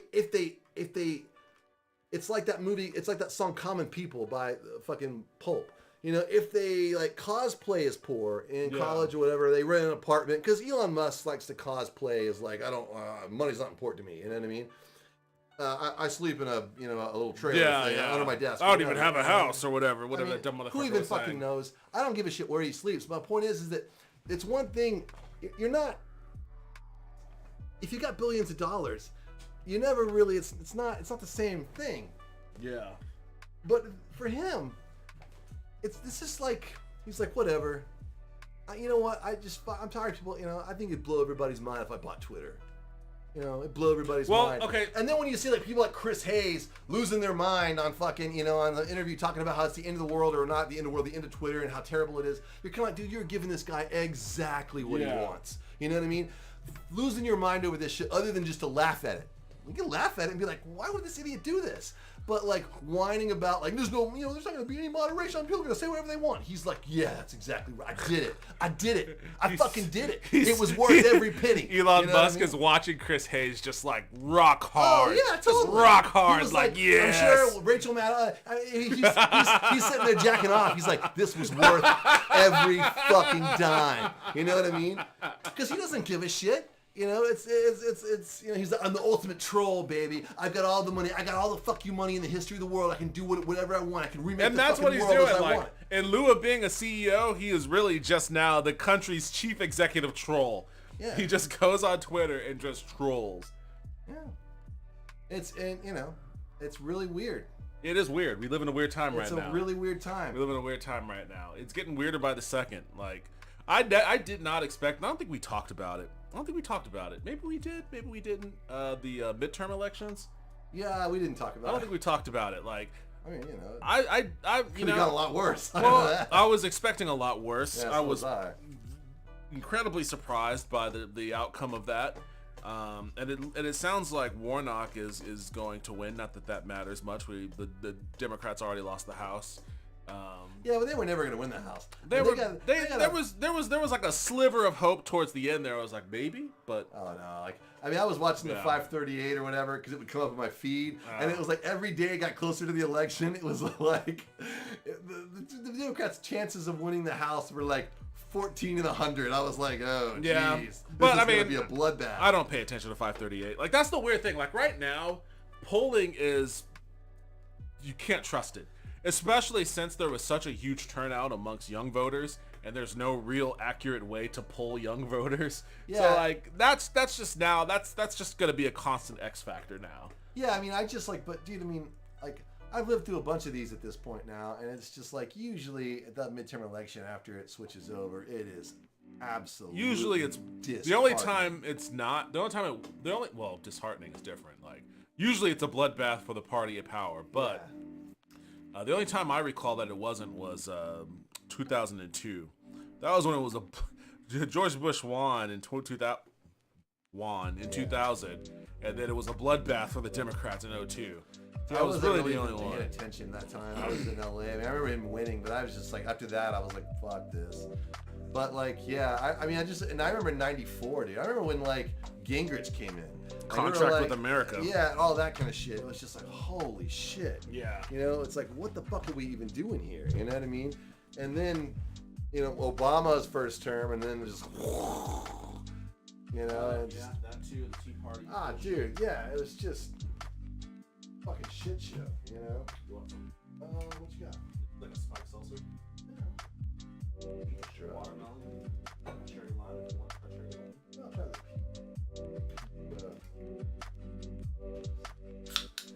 But yeah, man,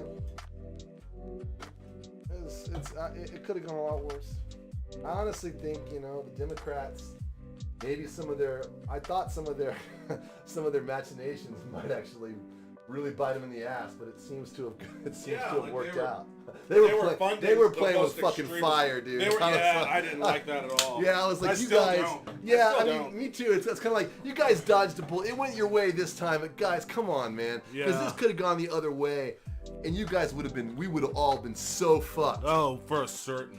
You know what For I mean? certain. It was It such would've a been. cynical fucking play, and it's like, god damn it. It's and the fact that it was so cynical and it worked Yeah, totally. makes me feel even worse about it, honestly. I mean, I'm glad, I guess, to a degree that it worked, but Jesus Christ, man. Like, it's good. It's good in the sense that it is cynical, but you can almost make a case that it speaks to, like, you know, their belief in people's ability to ascertain bullshit from you know, something a little bit more legitimate, and to reject it. Like, in order to run that campaign strategy, and the campaign strategy we're talking about is the Democratic Party basically had a strategy of identifying the most extreme Republican candidates during the Republican primary and basically running campaign ads in support of those candidates so Pumping them up. that those candidates would win their primaries based off of the assumption that they would be less electable in a general election and would be, you know, easier for the Democratic candidate to beat in a general election. Boy, that's crazy. It worked. Crazy. But goddamn. But holy smokes, it did work. But man, that is not some fire I'd want to play with in a post-Trump world. Yeah, that's a Han Solo. It's a Han Solo move. Yeah. They're like, it worked this time, dude, but I'm not really sure we should make a habit out of it. But again, it's a strategy that predicates itself on your having to believe in the better judgment of the voters, which I don't know how you can have. Yeah, especially after 2000. I don't know how you could operate with that level of belief, but I guess in a certain sense they were, vindicated in their belief. No, they were right, but goddamn, But holy shit. Whoever's idea that was. The thing is people are like, organizations are so predictable. It's almost like this is going to be a thing. You know what I mean? It worked this time, so it's a good possibility we're going to see this happen again. You know what I mean? And I mean, they're all really hoping. It's like, God, please let Trump. Yeah. Please let it be Trump. Let it be Trump. Let it not be DeSantis. And I'm sure they'll do all this shit again. But goddamn, dude, it could go the other way. What do you want out of that? Out of what? Trump v. DeSantis. I mean, obviously, you want them both to pull out katanas and end them. I've got to say, misery. honestly, and DeSantis, I can't do Trump again. I can't do it because at least on some level, and I know this is, I don't agree with this statement, but I'm gonna make it. Okay. I don't agree with this statement, but I'm gonna make it. Well, this should be good. Let's go. On some level, I feel like DeSantis is acting in better faith than Donald Trump. You know what I mean? Wait, what? I think that DeSantis has more scruples than Donald Trump, as far as his ideology. He is more of an ideologue, and I think maybe believes that stuff more than Donald Trump. And the only thing is that I think. You think that makes him better? Maybe. No. I think that makes him worse. Yeah, but I think it makes him less corruptible. You know what I mean? And I think it makes him beyond the point of he's corrupted. The thing, like what you just said, I think so Ron DeSantis is a more dyed-in-the-wool party loyalist than Donald Trump would ever be. I agree with that. I completely agree with that.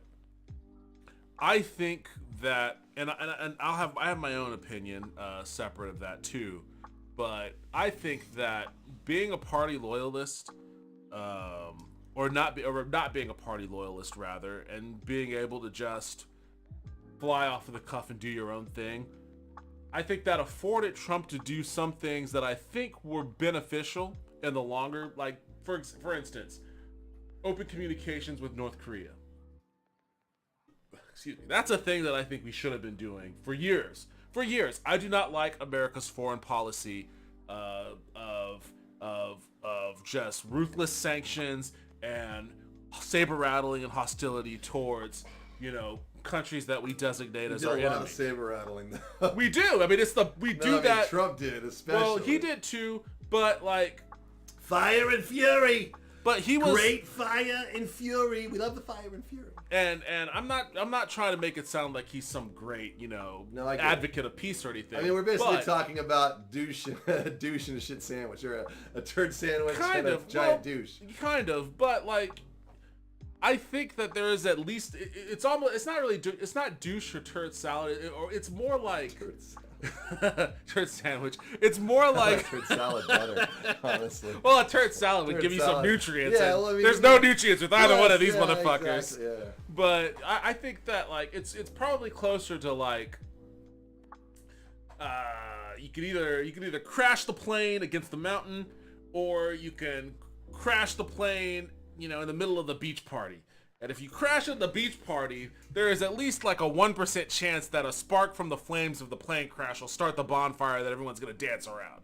So it's okay, there's a little bit of something there, even though it's still bad.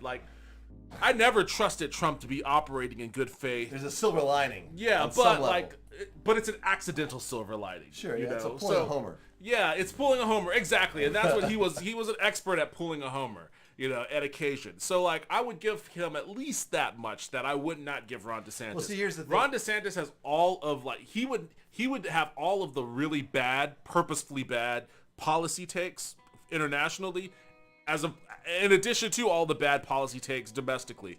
Where Trump was at least accidentally stumbling into like random weirdo bullshit. He called the president of Taiwan, to thank him for their congratulation or whatever of his winning the presidency because he totally didn't know about the one China policy, and it's like, okay, fine. I don't give a shit about China's one party policy. Go ahead and call Taiwan. I don't give a shit. Like, I can't do Trump again, dude. I know. I don't want to do it. I don't want to do it. I could do 4 but years here's of what I DeSantis think. if I absolutely had to. I can't do Trump again. Here's what I think. If Trump wins the primary, there is a real strong possibility that he's going to win the presidency. I don't think it's 100. I don't think it's obviously not 100%. I think it might be 50. There's a 52% chance that he would win. Okay. Well, if Biden runs if again. Biden runs and DeSantis wins the primary, he's president. If Biden runs and DeSantis beats Trump in the you think Republican DeSantis primary, wins? but against Joe Biden? Yes. Yeah, probably. No, absolutely not. Really? No. Ron DeSantis is fucking politically awful. When I say that, I'm not talking about his policies. I'm talking about his ability to appeal, his ability to campaign. The only people that really like him are like hardcore party loyalists. Well, like I don't they know. love I've never him. watched him give a speech. I don't know anything about him. I just know that people in Florida supposedly love him. Florida's lost. Florida's lost. Like, yeah, but there's lost people all over the country. no, but Florida's a Thing is, special like, case. Florida's he's so much younger. But there's a look- lot of people that are like, well, DeSantis is like young, and Biden is like 100,000 years old. Florida is a special case. Like Florida has kind of defied a lot of the convention that's been happening around the country. Like, I don't know why, for whatever purpose. A part of it is a function of the Democratic Party. The Democratic Party in Florida is fucking abysmally run. But Florida has, in the recent years, taken a very hard right turn. Like, yeah, it used to be a swing state. it used to be a swing state. It is a staunchly red state now. In ways that, like, and the reason why I say it kind of defies what's been happening elsewhere is because you still have swing states that are kind of swingy. Ohio. I'm sorry, am I missing? We have a lot of weigh-ins. Here we go. So let's see. Shogun Orta. You think Trump v. DeSantis would split the Republican ticket? Well, a dream scenario would be DeSantis wins the primary And then Trump runs as an independent. Anyway. Oh, Yeah, that would be the chef's kiss. If you don't like Republicans, that would be the best case Yeah. scenario. DeSantis is more competent version of Trump, which is actually kind of scary. I mean, as far as administratively speaking, he is a more competent version of Trump. But Trump, he knows how to work the system better now. Like, when he first came in, he was a fucking hot mess for at least 2.5 years. See, that's I think, and I didn't get to finish my thought, but my issue is I think Trump, gets in there one more time, man. We might not get him out. You know what I'm he's saying? too old to not get him out. Yeah, but it could be something. It could be bad, dude. I think that I see him burning down the house. Like, he would be king of the ashes. Like, I see that quote more for Trump than for DeSantis. I think DeSantis goes in there. We get a fairly hardline Republican president. Maybe we get it for 4 years. Maybe we get it for 8. But at the end of it, we get another Democrat probably. You know what I mean? And because Republicans, other than like Reagan and Bush, they usually can never hold on to they usually destroy everything by the time they get to 8 years. You know what I mean? Well, but say we get another 8 years, worst case scenario, we'll get. But the point is that we have another election. You know what I'm saying? I just don't see. He's such an established. He's so much more of an establishment dude, and he's not nuts. Like, Trump is. He's nuts. DeSantis is nuts. No, like don't say Trump- not DeSantis like Trump isn't is nuts. And maybe you know more about him than I do, but Trump is fucking nuts, dude. The guy he's unhinged. Yeah. And DeSantis is a opportunist. He's an asshole. But Trump is, you know what I mean? They're just, I guess they're different kinds of nuts. Yeah, I that's the thing. I just think that like DeSantis loses, you know, he goes, well, I lost. Maybe he puts up a little bit of a fight, but you know, I just want to say this. In 2016, I very much, and I if I could find my old Facebook's post, I would pull them up. I was very much so telling people that Trump could win 2016. I saw it. I saw all of the signs of him being capable of winning that election when other people didn't think that was possible. So I like to think that I have a pretty good gauge on the Trump metric here. Having said that, and having put my credentials out there as a Trumpologist, I would say he has a chance to win again, but it's less than 2016 because people are familiar with him, roundly rejected him. I think Biden wins again, hilariously, if he goes up against Trump. I think so too, honestly. Especially think if things are there's better than they are now. If like shit goes better, if things are kind of fine, that you know would I mean? well, I mean that's also an X factor. Like people hate Trump. They do There's now. a considerable amount of Yeah. hatred for Donald Trump.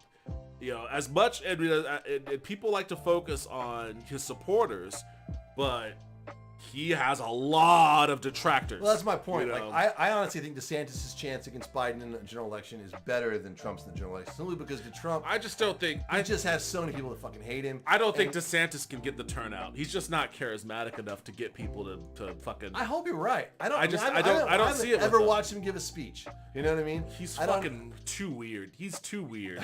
He's too I weird. did see a picture of him in that weird, ill-fitting suit. He always wears an ill-fitting suit. Like if But he gets, people were saying that he was doing that to actually imitate Trump. I don't think. Well, he does do a lot of things to imitate Trump. He's using his hand motions Oh now. my god! But- Well, let's read some of these. Oh yeah. I'm sorry. Just kind of scary. Like if you look at both Trump and DeSantis' policy positions, they're one for one, particularly the same. Yeah, I mean, well, garden variety Republican. They're all going to be the same. DeSantis has a chance, but it's for sure worse than Trump's chance. Yes, that's what I think too. Like he does have a chance, but I'm not sweating bullets over him.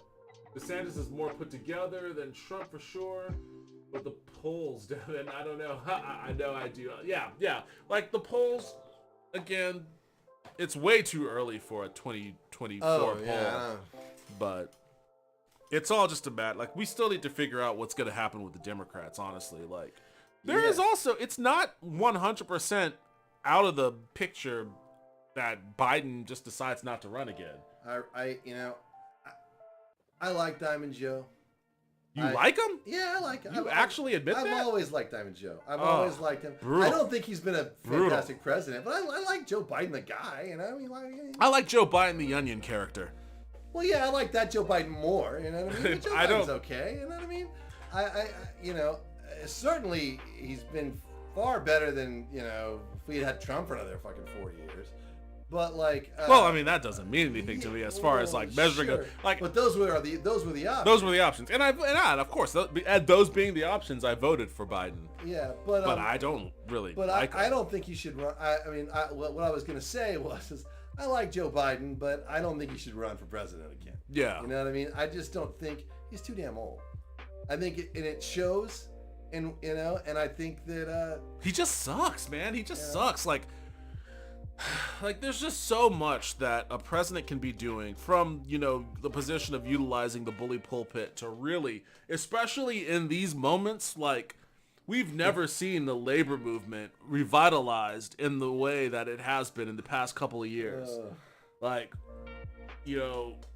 and we're at a point right now where the railway workers are about to strike. Yeah. Like that might be a thing that happens. And if they strike, our economy's done for. Like the level of import, it can't be overstated. I The level of actually import. heard that Elon Musk is going to build a new railway system in America to deliver. Do you know he actually admitted that the Hyperloop that he proposed as he purposely did that whole boring company and built the Hyperloop to prevent California from creating a rail system. He admitted it. Really? Where did he say that? Let me see if I can pull this up real quick. I'll do the the fucking Joe Rogan. Jamie, look that. Jamie, pull that up. Jamie, pull that up. Okay, hold on.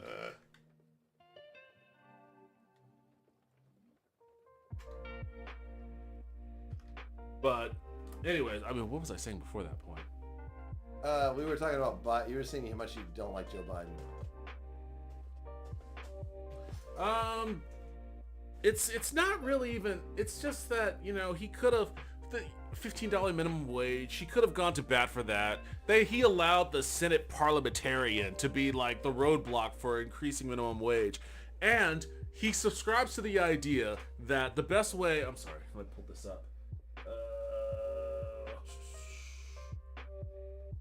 Where is the actual? I want the article. This is the article, but they just showed a picture of the article, which is I would like to see it. I just don't understand why. Well, I mean, he's not an environmentalist, but anyone who says they were an environmentalist would want to kill a train. He's the future. Let me Google that. But yeah, I guess I didn't expect a lot from Joe Biden. You know what I mean? Oh, I didn't either. And So, I'll be perfect. Okay, I'll be perfectly honestly, honest. it's pretty much about exactly what I thought it would be. You know, and I'm like, oh, all right, whatever. He. He canceled my student. He tried to cancel my student debt. Well, I was gonna say I'm gonna give him credit because he is more than I thought he would be. Yeah. And the fact that he did do some or attempted to do some debt cancellation. The courts are blocking him, but we can fight that. Maybe that'll come to fruition. That's awesome. That's an awesome thing. Also, he withdrew from Afghanistan. Yeah. I don't give a fuck how messy the withdrawal was. And took the hit on that And he shit. took the hit. Because there was no way. There was no withdrawal from Afghanistan that wasn't a fucking debacle. No, there was. You know what I You mean? can't lose a war in a graceful way. Yeah, It's just not a thing. And I'm okay with that. So Yeah. long as we're fucking done with it. He was basically like, yeah, whatever. I want to get out versus I want to look good. Obama didn't do that. Obama could have pulled out. You know what I mean? But he didn't want to take the fucking political hit. But Biden did. Honestly, if they cancel my student debt, if that actually happens, Biden will become my favorite president of all time because he will become the president that did the most for me personally. Because I actually still have a ton of student debt, which I've actually already paid, but they think I need to pay it again. Fuck those dudes. You know, it's ridiculous, dude. Okay, so I think this is actually the quote. Let me do desktop share here. Here it is. As I've written in my book, Musk admitted to his biographer, Ashley Vance, that the Hyperloop was all about trying to get legislators to cancel plans for high-speed rail in California, even though he had no plans to build it. Which makes sense because Hyperloop doesn't really exist. There's like a weirdo prototype in Vegas that There's sucks. some people working on it legitimately, not Elon Musk. You know what I mean?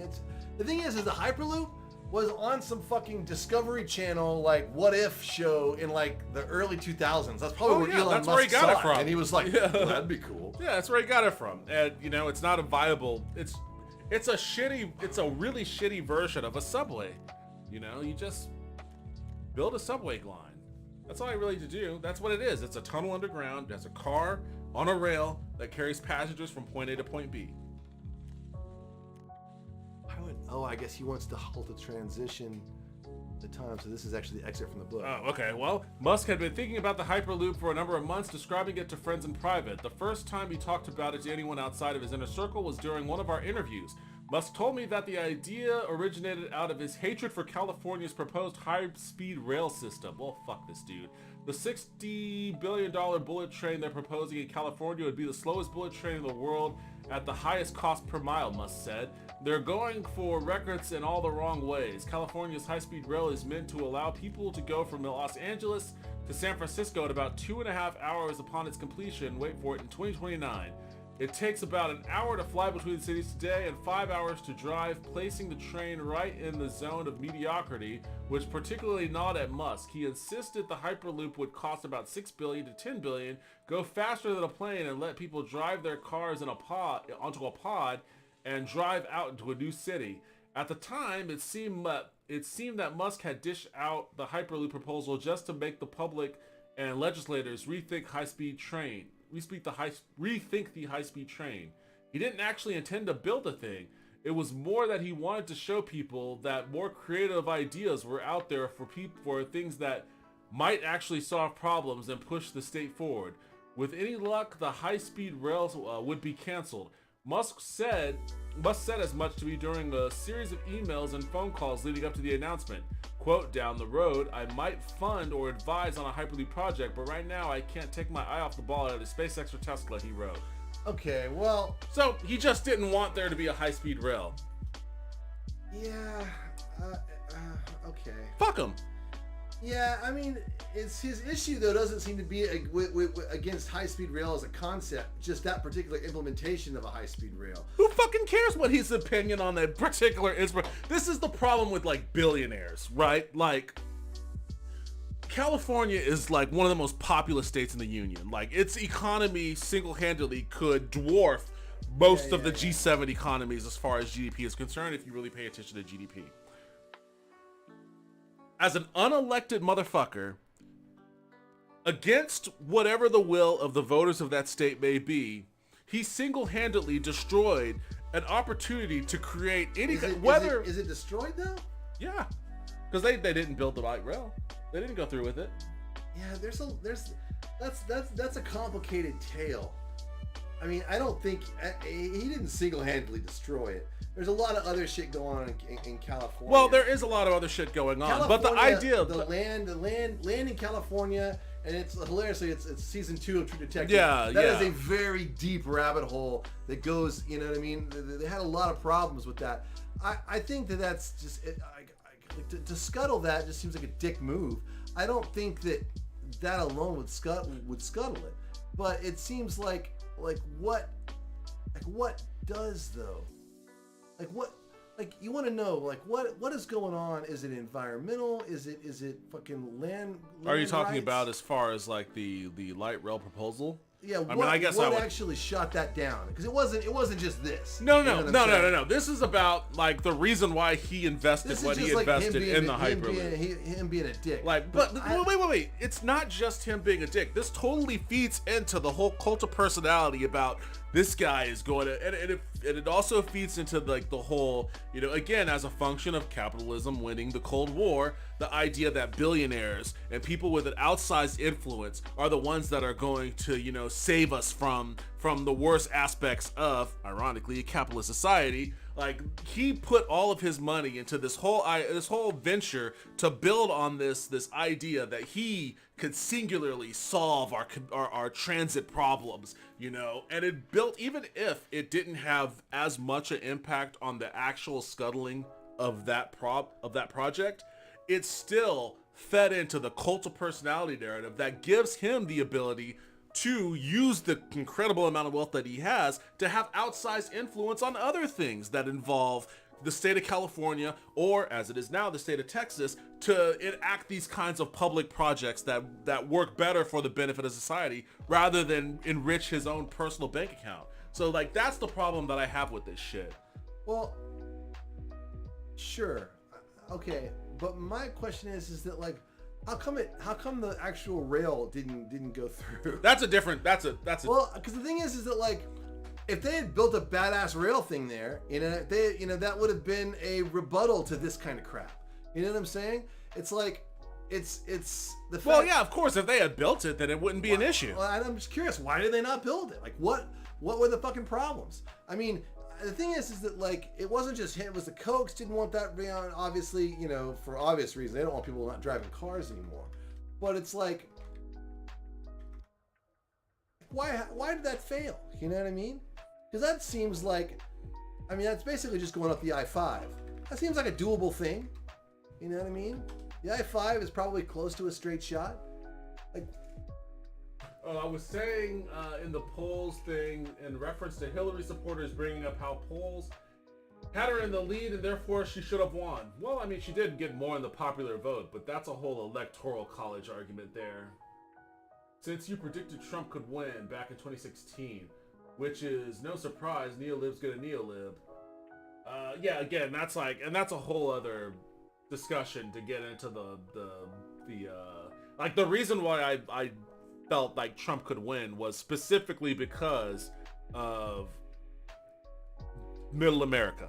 Like, Hillary Clinton was always going to get more votes, but it didn't matter if all those votes came from like New York or California. It was all about Ohio, Wisconsin, all that shit. You know, in middle America, they know like Hillary Clinton. DMT, gorillas versus grizzlies. I don't even know what the fuck that refers to.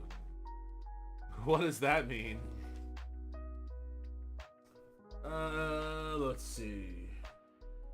They've gotten way off the game.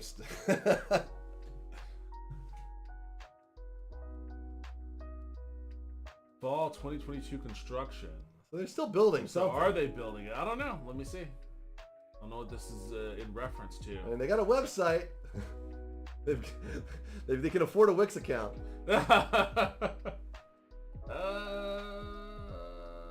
Okay, San Francisco to Anaheim. Okay. So they may still be building it. Yeah, I mean, I don't know. saying faking a technology because you want to change policy is fucking really shitty. But you're just like, Wait, hold on a second. What is this? How California's bullet train went off the rails. America's first experiment. Hold on, let me move this over to the... yeah, I know they were building it. They were building part of it because I've heard it's cost a ton of money and it's been a complete fucking debacle. Yeah, has been a multi-billion-dollar nightmare. Political compromises created... Oh, well, that's the problem there. Created a project so expensive that almost no one knows how it can be built as originally envisioned. So that's part of the issue. Like, what are the political compromises in a state where the Democrats control everything? Like, what They don't- have? Dude, What are they trying to compromise with? There's a lot of fucking Republican There are, legislators but- in the state, in the California state There house. are Republicans, but in the state house, it's still overwhelmingly Democratic. I mean, they're everywhere. You know what I Building the mean? nation's first bullet train, which would connect Los Angeles and San Francisco, was always going to be a formidable technical challenge, pushing through the steep mountains and treacherous seismic faults of Southern California with a series of long tunnels and towering viaducts. But the design of the nation's first ambitious infrastructure project was never based on the easy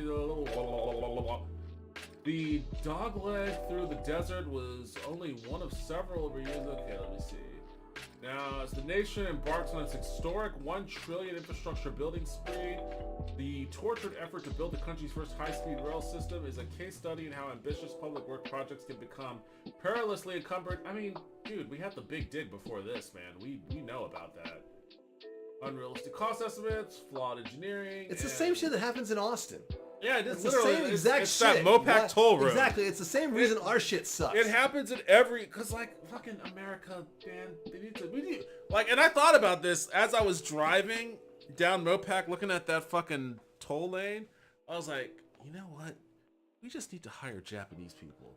Like, get Japanese companies over here to fucking do the, cause they'll do it like in a week or two, and like it'll be fucking up to par.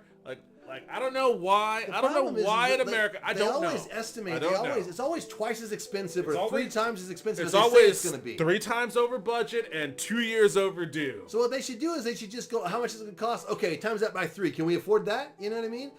And it sucks too because every time you go into the voting booth, there's some new fucking thing to raise taxes and build something, and you're like, God damn it, we need this. I'm gonna have to vote for this, but fuck, could you guys do a better job? You know what I mean? It's just like A review of hundreds of pages of documents, engineering reports, meeting transcripts, and interviews with dozens of key political leaders show that the detour through the Mojave Desert was part of a string of decisions that, in hindsight, have seriously impeded the state's ability to deliver on its promise to create a new way of transporting people in an era of climate change. oh my God. So they They made them go to the fucking desert because for some reason someone Well, wanted it. I'm sure. Well, I'm sure it has something to do with the fault lines. I'm sure there was probably less. I think it's politics, but I mean, we might find out. Maybe what it sounds politics is there in the Mojave Desert? Well, they mentioned that there was a new housing development out there. They're building out the Mojave Desert. Yeah, they are. Why? Lord Almighty. There's land out there. There is land out there, but there's no water out there. Like, I guess Water can be trucked in. trucked in. Great. This is why and me and my dad were talking about this. Like, there's no reason why we can't have like desalination plants littered along our coasts with, instead of oil pipelines, just have fresh water pipelines. You know, it'd be awesome if I was like a billionaire and I could just fund this kind of shit. Yeah, that would be great. That would be great to just Because that's what we need. we need a billionaire. We need a billionaire that's willing to go broke and has no interest in a Twitter. profit margin. In Twitter. In Twitter, but he's doing that in Twitter, not in anything useful. Like I don't even think he has an interest in a profit margin. I don't. I don't. He wouldn't do this. No, I think if he would. did. No, well, no, here's the thing. But here's the thing. He talked about buying Twitter without any intention of buying it, but he got far enough along He got into his the dick in the Yeah. The only way out was through. he was forced to buy it. Yeah. He didn't want. If he had his way, he would not be in this position. He didn't pull out But fast enough. he fucked himself by getting too deep into it. He bought the bank. Yes. You know what I mean? He has to raise the kid now. Yes. So that's the situation there. Like, he's forced into the situation. And by the way, good. Fuck him.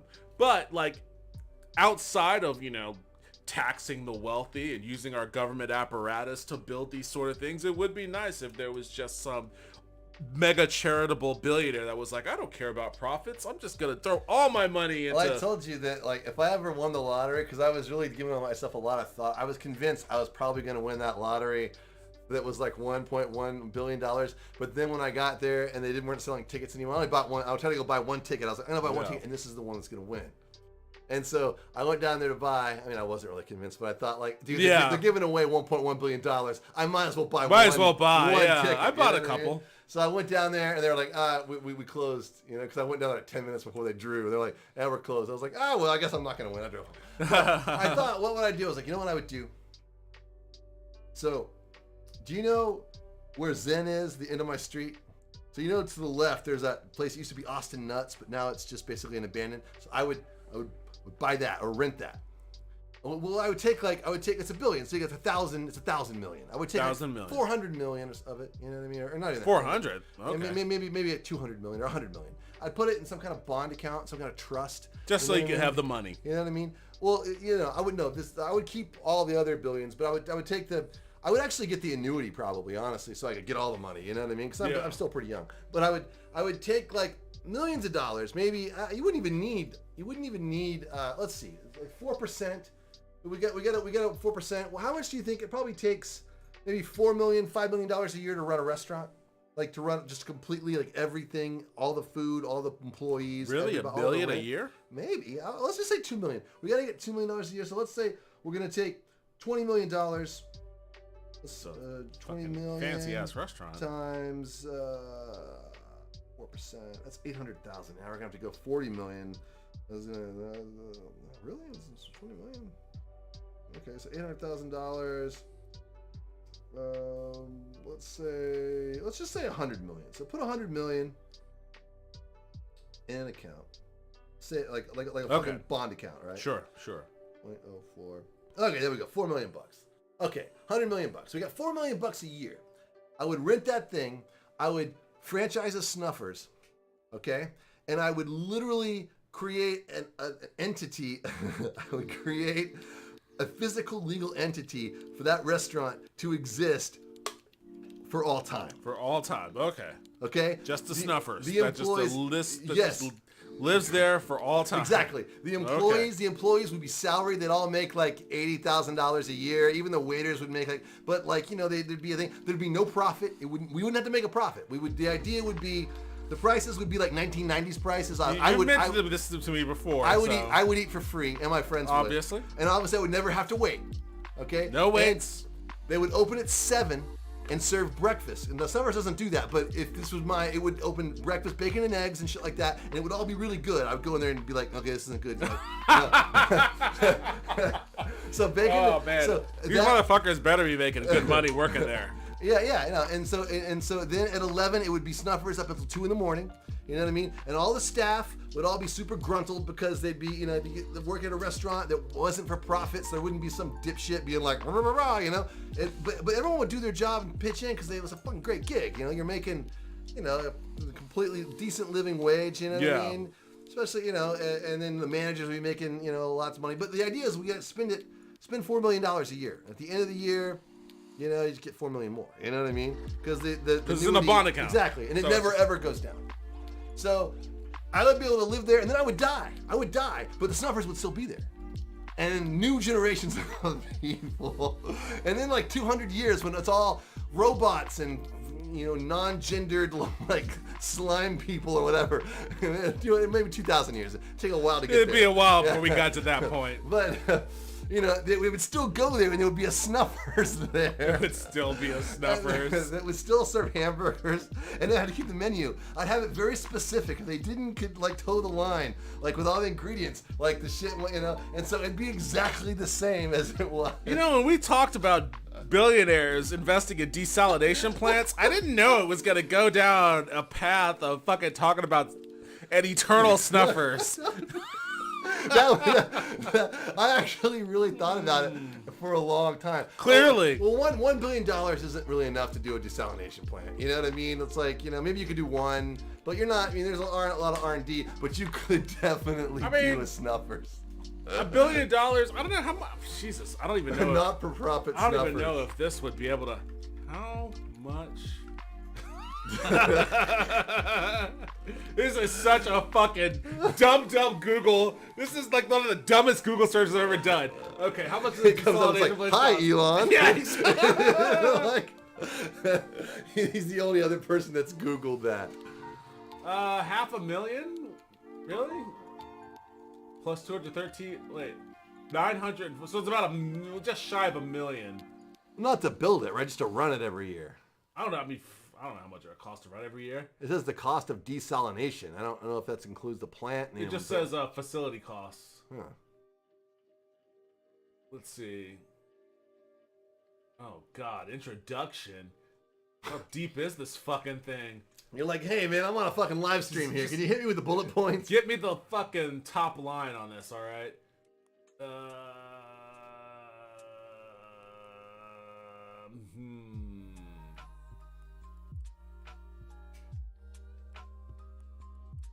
Thermal or membrane based. What? Okay. This is all right. You know what? I'm gonna say $1 million.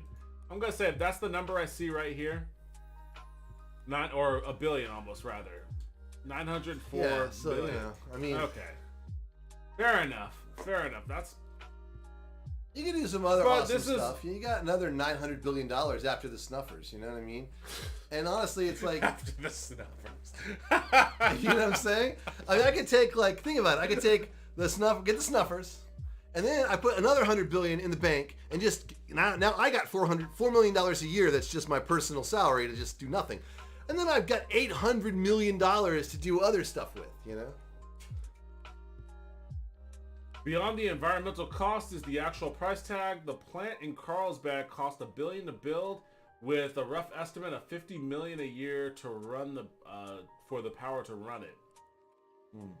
All right. Well, I mean, I don't think that should stop us. I mean, again, this is going to require this isn't going to be a charitable billionaire doing this. It's going to require a government investment. The question is, how much water does it actually make? That's the thing. Like, how many of those do you actually need to make a fucking dent? Says $2 to $5 per 1,000 gallons. So I guess it depends on how many gallons a plant can do a day. Right. How much water does America use in a year? Oh, it's not all of America. Right. It's just the desert places. Okay. The places that suffer from droughts the most frequently. How much water does California use in a year? And we'll just. How much does a sprinkler system? Let's just go with Southern California first.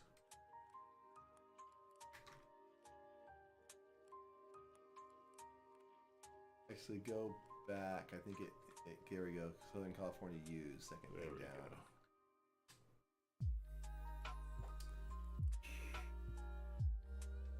San Francisco and the South Coast Bay regions account for most urban water uses in California. Interesting. Both rely heavily on water imported from other parts of the state. Well, that's why we need the desalination and the pipelines. Water California is shared across 3 major sectors statewide. The average use is roughly 50% environmental, 10% urban. 50, 40, 10. We need the gallons here. Okay, statewide applied water is millions of acre feet. Wet year. Average environmental. We need the fucking gallons, man. Let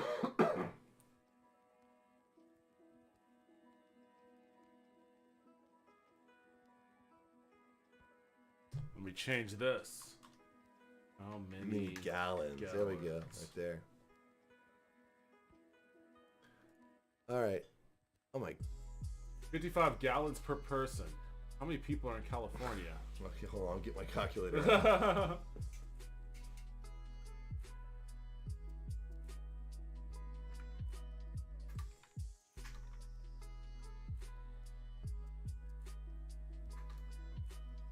Man, you're seeing some real dumb Googling going on here tonight. 39.24 million. So 39 million times 55. Actually, let's just do 39.2. Okay, times 55. Oh, I gotta do that. So It's 2 trillion, 156. No, it's 2 billion. Is that 2 billion? I'm sorry. 2.1 billion gallons a year. Oh, wait. So No, that's a day. That's a day. yeah, a day. So we gotta times this by a year. Oh wait, how much did we say? How much did the desalination plant make again? I don't know how much a desalination plant makes. It's per gallon. We gotta find the cost per gallon. How much? Wait, hold on. How much water? The desalination plant produce. Typically, the water. Okay, this means that for every 2 gallons of seawater extracted, only 1 gallon of fresh water is created. Okay, that doesn't help. How much does it produce a day? Operating desalination plants has a capacity of at least 100,000 cubic meters. The fuck is a cubic meter? How does that translate into gallon? All right, so it was two. We'll go down. It says two. Go down real quick. It says how much? Wait, where are you looking at? How much does it cost to desalinate 1 gallon of water? So the average range 2 to 5 per 1,000 gallons. So 2.5 billion gallons. 2.1 billion. Oh wait, I can't use 1 billion. This was a Rogan reference. Haha, he likes to bring up who would win in a fight between those two species. Those two species? What are we talking about?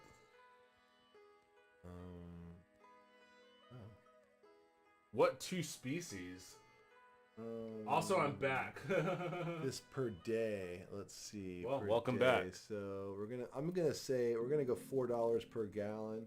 It wouldn't. No. It's 2 to 5 per 1,000 gallons. I know. Well, I'm sorry. That's what I meant. Divide this by 1,000. Okay. So we got 2.1 million gallons. 2.1 million times 4. Okay, $8.4 million per day. Wait, what is that? That's the cost? That's the cost. So to desalinate enough water for every Californian to have 55 gallons a day, it would be 8.4 million a day. So times 365. Oh, per California. Wait, $8 million per person? No, for the entire state. Per person per the entire state. Yeah, well, no. So per day per the entire state. Exactly. And for the entire year for the state of California to desalinate enough water at that cost at $4 a gallon, it is $3 billion essentially. $3 billion. That's it? $3 billion? I think so. I mean, based on that doesn't cost. That's not the cost of building the plants. Wait, could you bring? I want to count the commas on that, because that seems cheap. 3 0 0 0. I think that's 3 trillion. That's 1,000. Yeah, you're right. That's 3 billion. That doesn't sound like. I mean, so in order for a desalination plant, I could have done the math wrong in there somewhere, but I think I did it right. Okay. There were 39 million people in we can do it again. $3 billion for a desalination plant. And granted, a desalination plant is a supplement. It wouldn't be the sole provider of water for all of California. But if it was going to be the sole provider of water for California, it would be $3 billion a year. All right, let's check the math. Yeah, there's something about that just seems very cheap. 39 million people. Actually, 39.2. So we'll do 39 million people in all. Gorillas versus grizzlies. Okay. Yeah. A comment earlier, I had to wind back what you said in the stream. Okay. And fair enough. Times 55 gallons a day. So we got 2.1 billion gallons a day used every day in California. 2.5 billion. 2.1 billion gallons are used every day in California. Okay. Now we want to divide it. It's going to cost us. We're going to divide this by 1,000. I just want to say that I'm really terrible at math to the point that I had to do like remedial elementary school level math in college. And I've had a couple right now, so this is really, really not sticking in my brain. But I'm going to let him continue. Go on. Yeah, $3.1 billion. Yeah. Okay, well, to me that sounds... Granted, I don't think one desalination plant can produce that much water. Well, that's the thing. That's my point. It doesn't. Yeah. That's not the cost of the plants. That's the building or the staff. That's just the cost as they list it right there. Of producing that water. Yeah, you know. I don't know how. I guess that's the next question. How much water can a desalination plant produce in a year?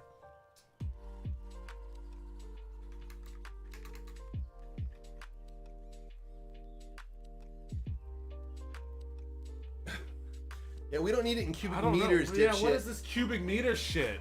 What the fuck? Like that's some European. Let me. Okay, you know what? I'm getting real fucking dumb with this, guys. No judgment here. I'm going to move this tab over here. I'm going to do.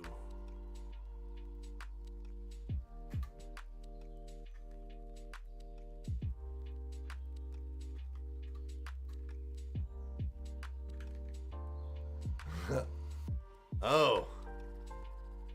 What the fuck number is this? I think it's 2,600,000. 26,417,205. Okay, wait. So a desalination plant can produce 26 million gallons of water a year. So they get. So then we have to figure out how many desalination plants we would need exactly to get to what was the amount of gallons per year? Hold on. All right, let's see. Well, I know that I did the cost of There's some big brain shit going on in this room right now. 39 million people. Actually, I keep doing that. 39.2 million people. And they use 55 gallons a year. Times 55 a day. Or 55 gallons a day. So 55 times 365. All right. So we got. Oh wait. So this is the amount. I never did this per year. I did the math later. Okay. So yeah, this is 786 billion gallons a year is what's required. Okay, so we're going to divide this by 26.4 million. 264,17205. Okay. God damn, that's a lot of plants, dude. We need 29,000 plants. 30,000 plants. 30,000 plants. Holy shit. I think we might have fucked our math up somewhere. Although I've done it twice. The other thing, I might be missing something now. So then 30. Let's try this. Let's check our math really quick. $30,000 billion. Yeah, that could be our. But so let's. But again, this is supplemental. Let's check our $3 billion. Most of the water is going to come from groundwater, rainwater. This is just supplemental. Let's check our. But we'll take a thought experiment all the way. Yeah, we're going all the way. So like this isn't a Mad Max world where there's no more groundwater and it doesn't ever rain anymore. Times 55 for the day. Okay. Oh, dude, I'm horrible with it as well. Okay, so long as I'm not the only one. Okay. So we got 786 billion gallons a year for California. Okay. That's how much water California uses in a year. Now, we need to, we're going to have to divide this by 1,000. Why 1,000? Because it costs $4 per every 1,000. So we divide this by 1,000. Okay, yeah, you're right. 1,000. Okay.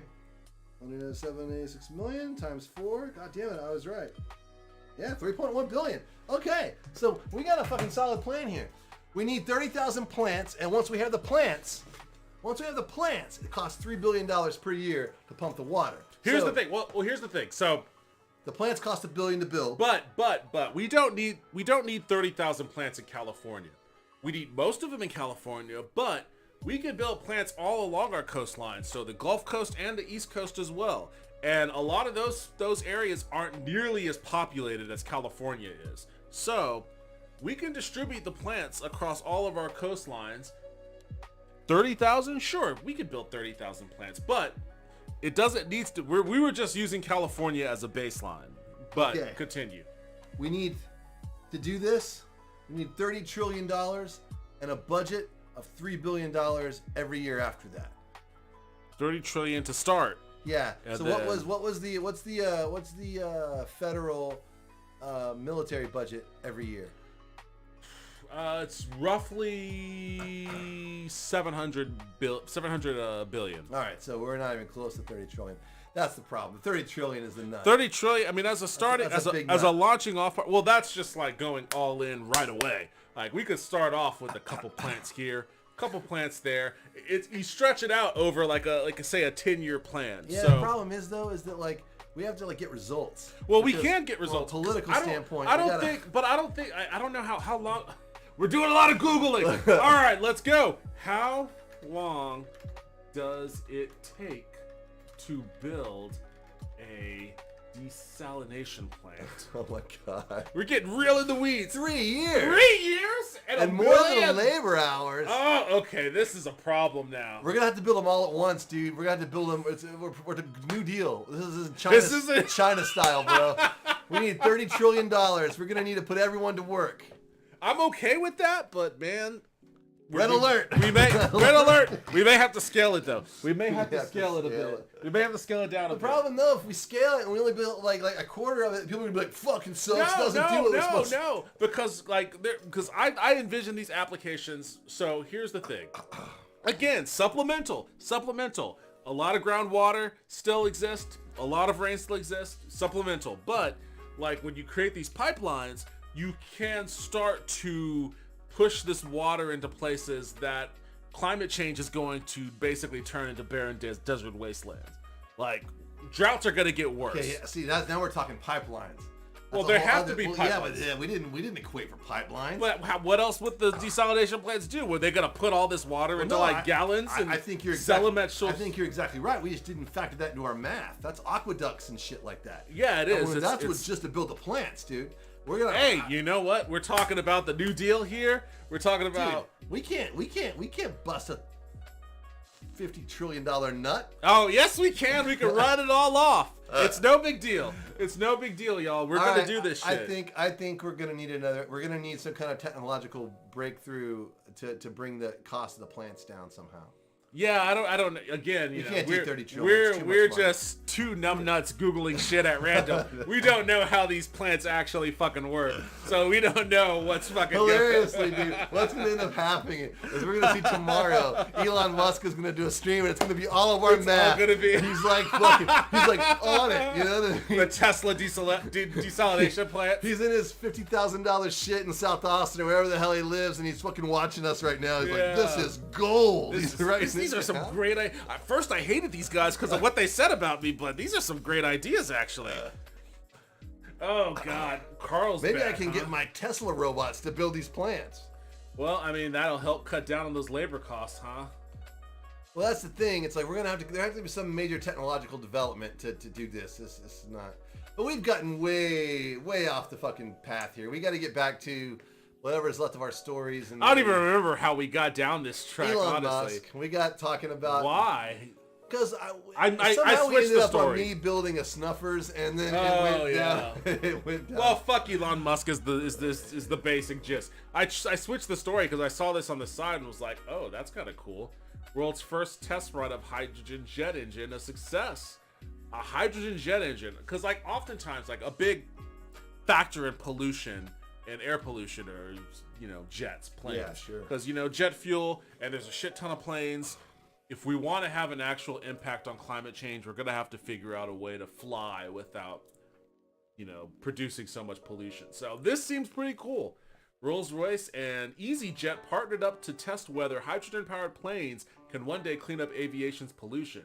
This is awesome, and I hope this actually comes to pass. I was actually doing research a little while back on like battery-powered planes, electric planes, to see if they A, are a thing, and B, how feasible they are. They're an emerging thing. They are an emerging thing, but emphasis on the word emerging. Yeah.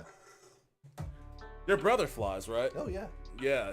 Does he have a plane, or does he rent one? Or He's got one. He's got a one, really right? nice one, but he's in a club with this other guy and then one other guy, and I think between them they have 3 or something. Okay, cool. But there's one that they mainly fly. It's really cool. Does he follow this stuff? Oh yeah. Would he get an electric plane? Yeah. He said he would love to. If it was viable and affordable. You know what I mean? Yeah. That's the main thing. Is that Well, I imagine a Rolls-Royce one. Well, that's for a jet engine. Well, this is also a hydrogen and not like battery powered. There's some options.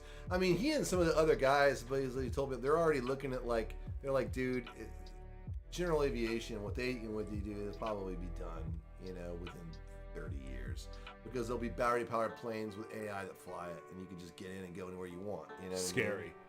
Yeah, But I guess no more scary than the autopilot that pilots mostly use anyway. So.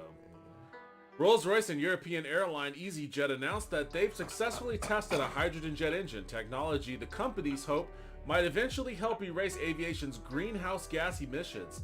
The ground test marks, quote, the world's first run of a modern aero engine on hydrogen, Rolls-Royce said in a press release yesterday.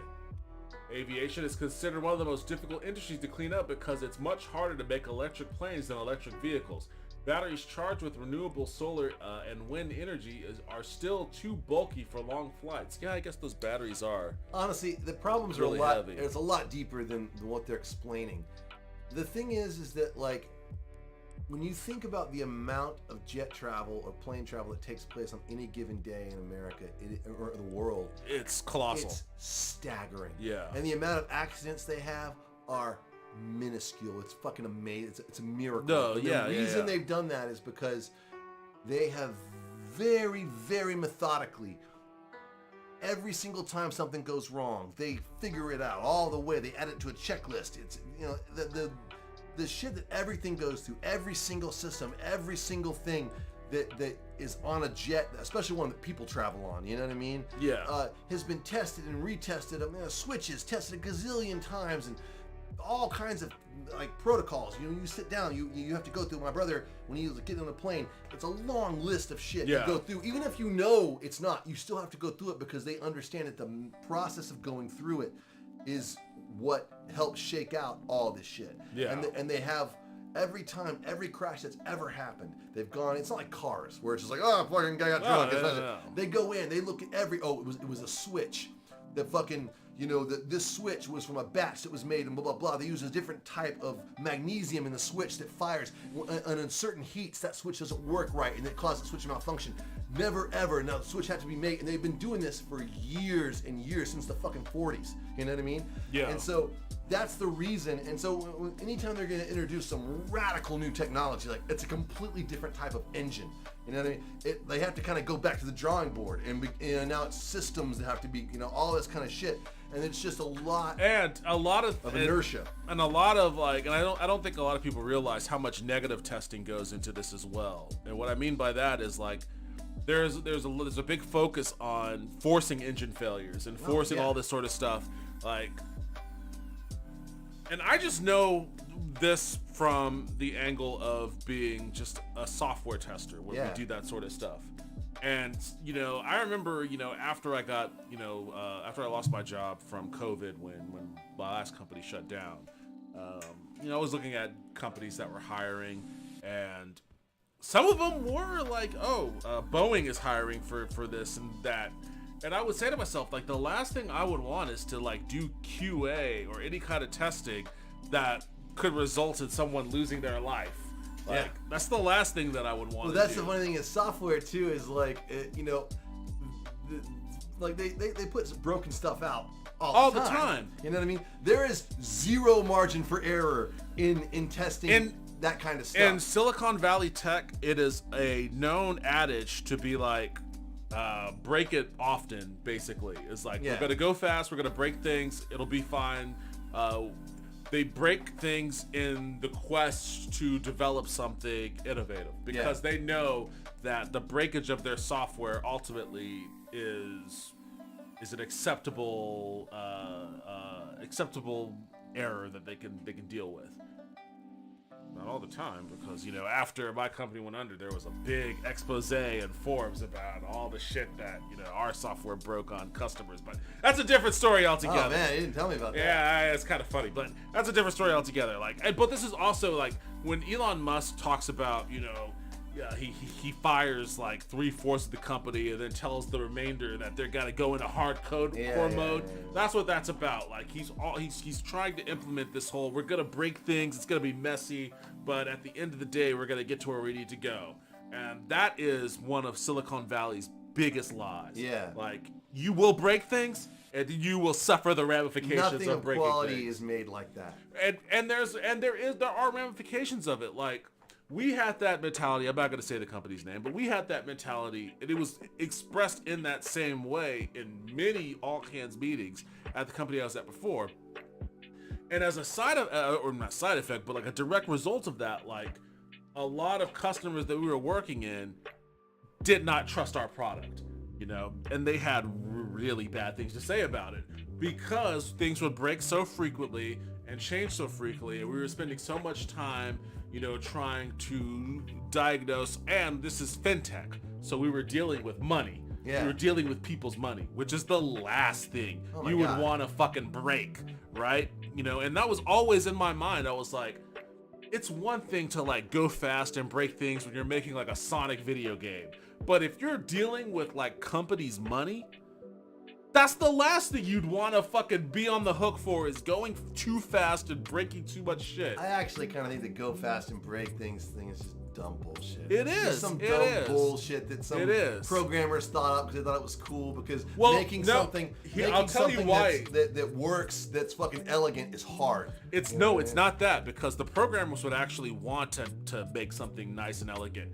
What it is it's an executive directive to gear your company towards presenting to venture capitalists, to investors. You want to be able to show the board of directors or your board of investors or any other prospective investor, hey, we're this young up and coming tech company. We've got all of this talented people, and look at all the stuff we're making. We've got this thing going on here, we've got that thing going on there. Doesn't matter if it's broken, because when you're demoing it to these people that are going to give you money, you're going to demo the fixed version. Yeah, it's going to be in a very controlled environment. Zane once told me they do demos, like we do some demos and be like, do not click here, do not click here, do not click here. You know, don't do this, don't do that. There's a whole series of things like not to do. You know exactly. I mean? Because then this is why tech companies end up super overvalued too. Like Tesla, like Twitter, well, Tesla too.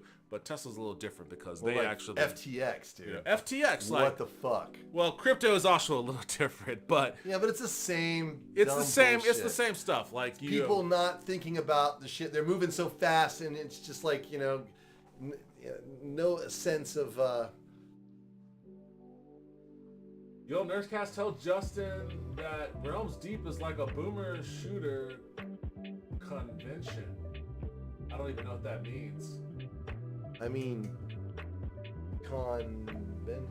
I'm not sure what you mean by that, but I think he gets it. I'll check it out. Yeah. So anyways, I think that like the whole go fast break things that it got us into trouble. Like I'll send you that article. Yeah, okay. It's got a lot of people into trouble. And But it's that's also how put out tech a also lot of bullshit products that you're just like, what the fuck? But that's This how worked tech great. builds its value. Like Yeah. nobody works at a company for like 40 years anymore. Yeah. So like the whole idea now is you get out of college, you got your CS degree, you go work at a startup, you fucking juice the shit up out of it, so that some venture capitalist thinks you're worth billions when you're not. You hope that you can fake it enough until you get sold to some bigger company like Microsoft or whatever. And then they realize it's bullshit. Doesn't matter, because whatever equity you have in that company at the point of time that it's sold, you cash out. You end up big head. Cash like out. on the Exactly. roof, dude. Exactly. You fucking cash out and you're done. Doesn't matter if your shit's bullshit. That's Microsoft's problem now, or whoever bought your thing. That's their problem now. They'll turn it into something. Over there? Oh yeah. They'll turn it into something feasible. But all you're trying to do is get to the payday, because that's your only viable option for like any kind of financial security. All these companies, like, it's rare that a company like Twitter lasts as long as it does. Soon, Snapchat's not going to exist. Yeah. They still exist now, but like Rolls-Royce they've been going has been down. making airplane engines for a really, really long time. Yeah. You know what I mean? They were that was the engine that was used in the P-51 Mustang during World War II. Tech is a mirage, but it's gonna fade here soon. And some tech companies, I'm ready for it, dude. Some tech companies can survive it, but a lot aren't going to. So I gotta use that. Lord. You can vamp to the chatters.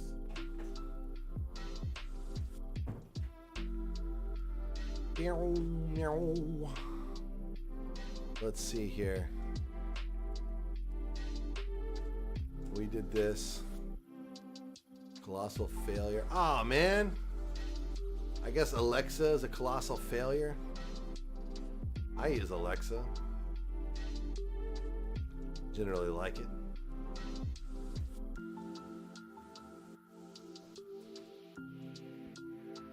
I think Alexa is better than Siri at recognizing my voice and what I say.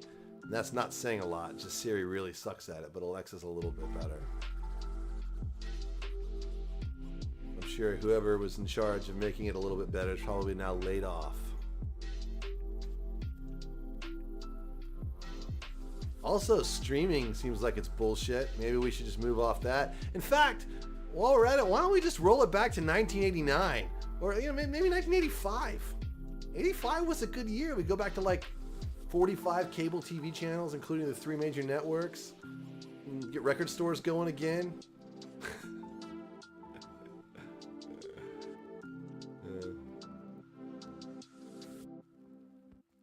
We keep video games the same. Although maybe we should make people make them work on launch. That would be awesome.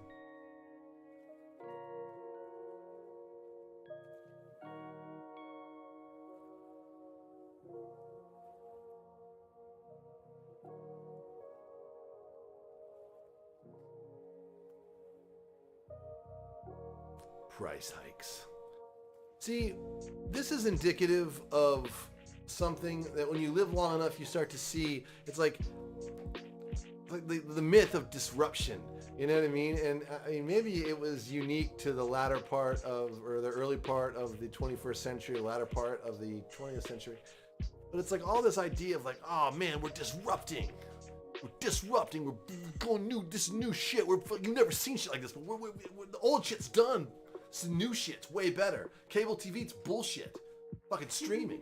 This is where it's at, dude. It's cheaper. Fucking all the content, everything you even dreamed about, is just right there at any moment. You know? And then a few years down the line, it's like, wow, it's weird when I look at Netflix, I can't find anything to watch, and I'm paying like 10 times as much as I did when I had cable, and there was always something to watch on cable. I mean, I don't know. It's like an improved mean to an unimproved end, and it's also way more expensive. This is why streaming Netflix, Disney Plus, and HBO Max keeps getting more expensive. Oh no. Yeah, I noticed that. I think streaming might be bullshit. I think that Well, people are starting to realize, like, Wait a minute. It's not people. Kind of It's sucks. the companies themselves are starting to realize it. Like, Bob Iger's back at Disney now.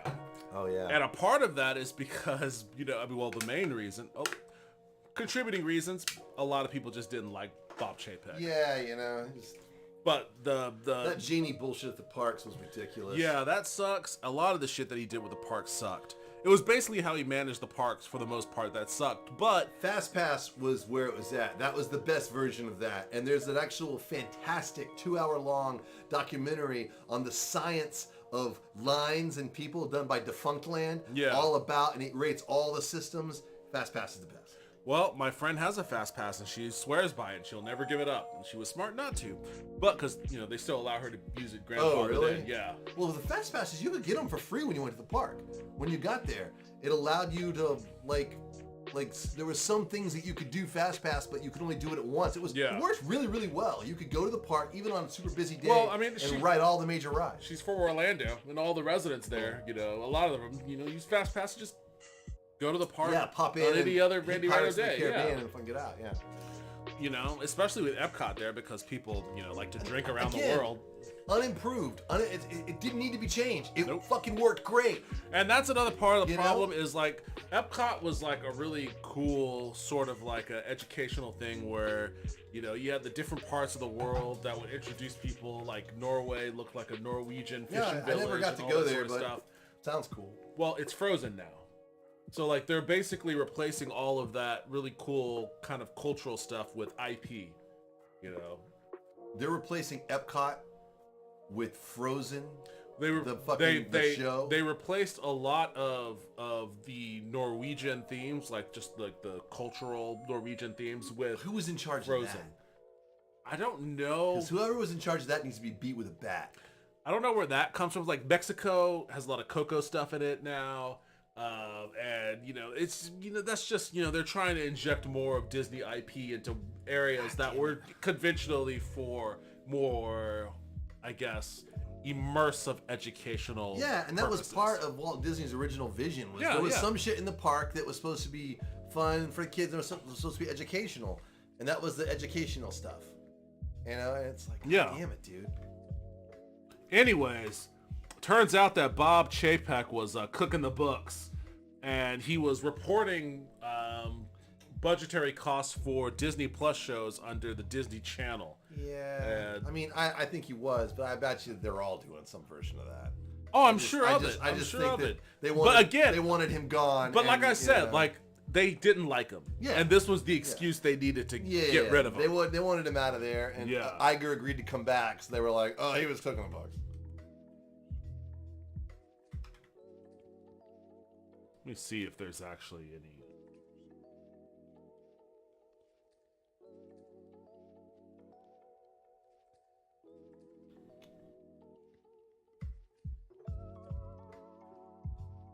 What was in Norway Epcot before Frozen? Maelstrom, that's what she was telling me. Maelstrom was a reversing shoot-the-chute dark ride attraction located in the Epcot theme park at Walt Disney World Resort in Florida. Designed by Walt Disney Imagineering, the ride opened... Okay, so... Let me see. So they changed Maelstrom to be Frozen? Yes. Oh, well, it was already a ride. But it was like a ride through a town. And it had all this other... Well, that's cool. I probably should have kept that. Yeah. Oh, I see some shit about Odin in there. That's pretty dope. But they got rid of all that shit so they could put fucking Olaf in there. Let's see. Riders departed from a dock traveling by boat, which turned the corner into a dark tunnel and up the Flumes lift hill. A voice tells riders that, quote, those who seek the spirit of Norway face peril and adventure, but more often find beauty and charm. Arriving on top of the hill, a lift face of the Germanic god Odin hovered above. Riders passed through the scenes of seafarers and maritime villages depicting mythological version of Norway's Viking days. Entering a marsh, the boat would come Sounds awesome. face to face with audio animatronic depictions of Naken and a three-headed troll. The trolls, angered by the trespassing boat, cast a spell to the riders as the vehicle begins to move backward, rapidly accelerated. Okay, yeah, so just a lot of references to Norwegian myth. Cool-ass Viking ride. Yes.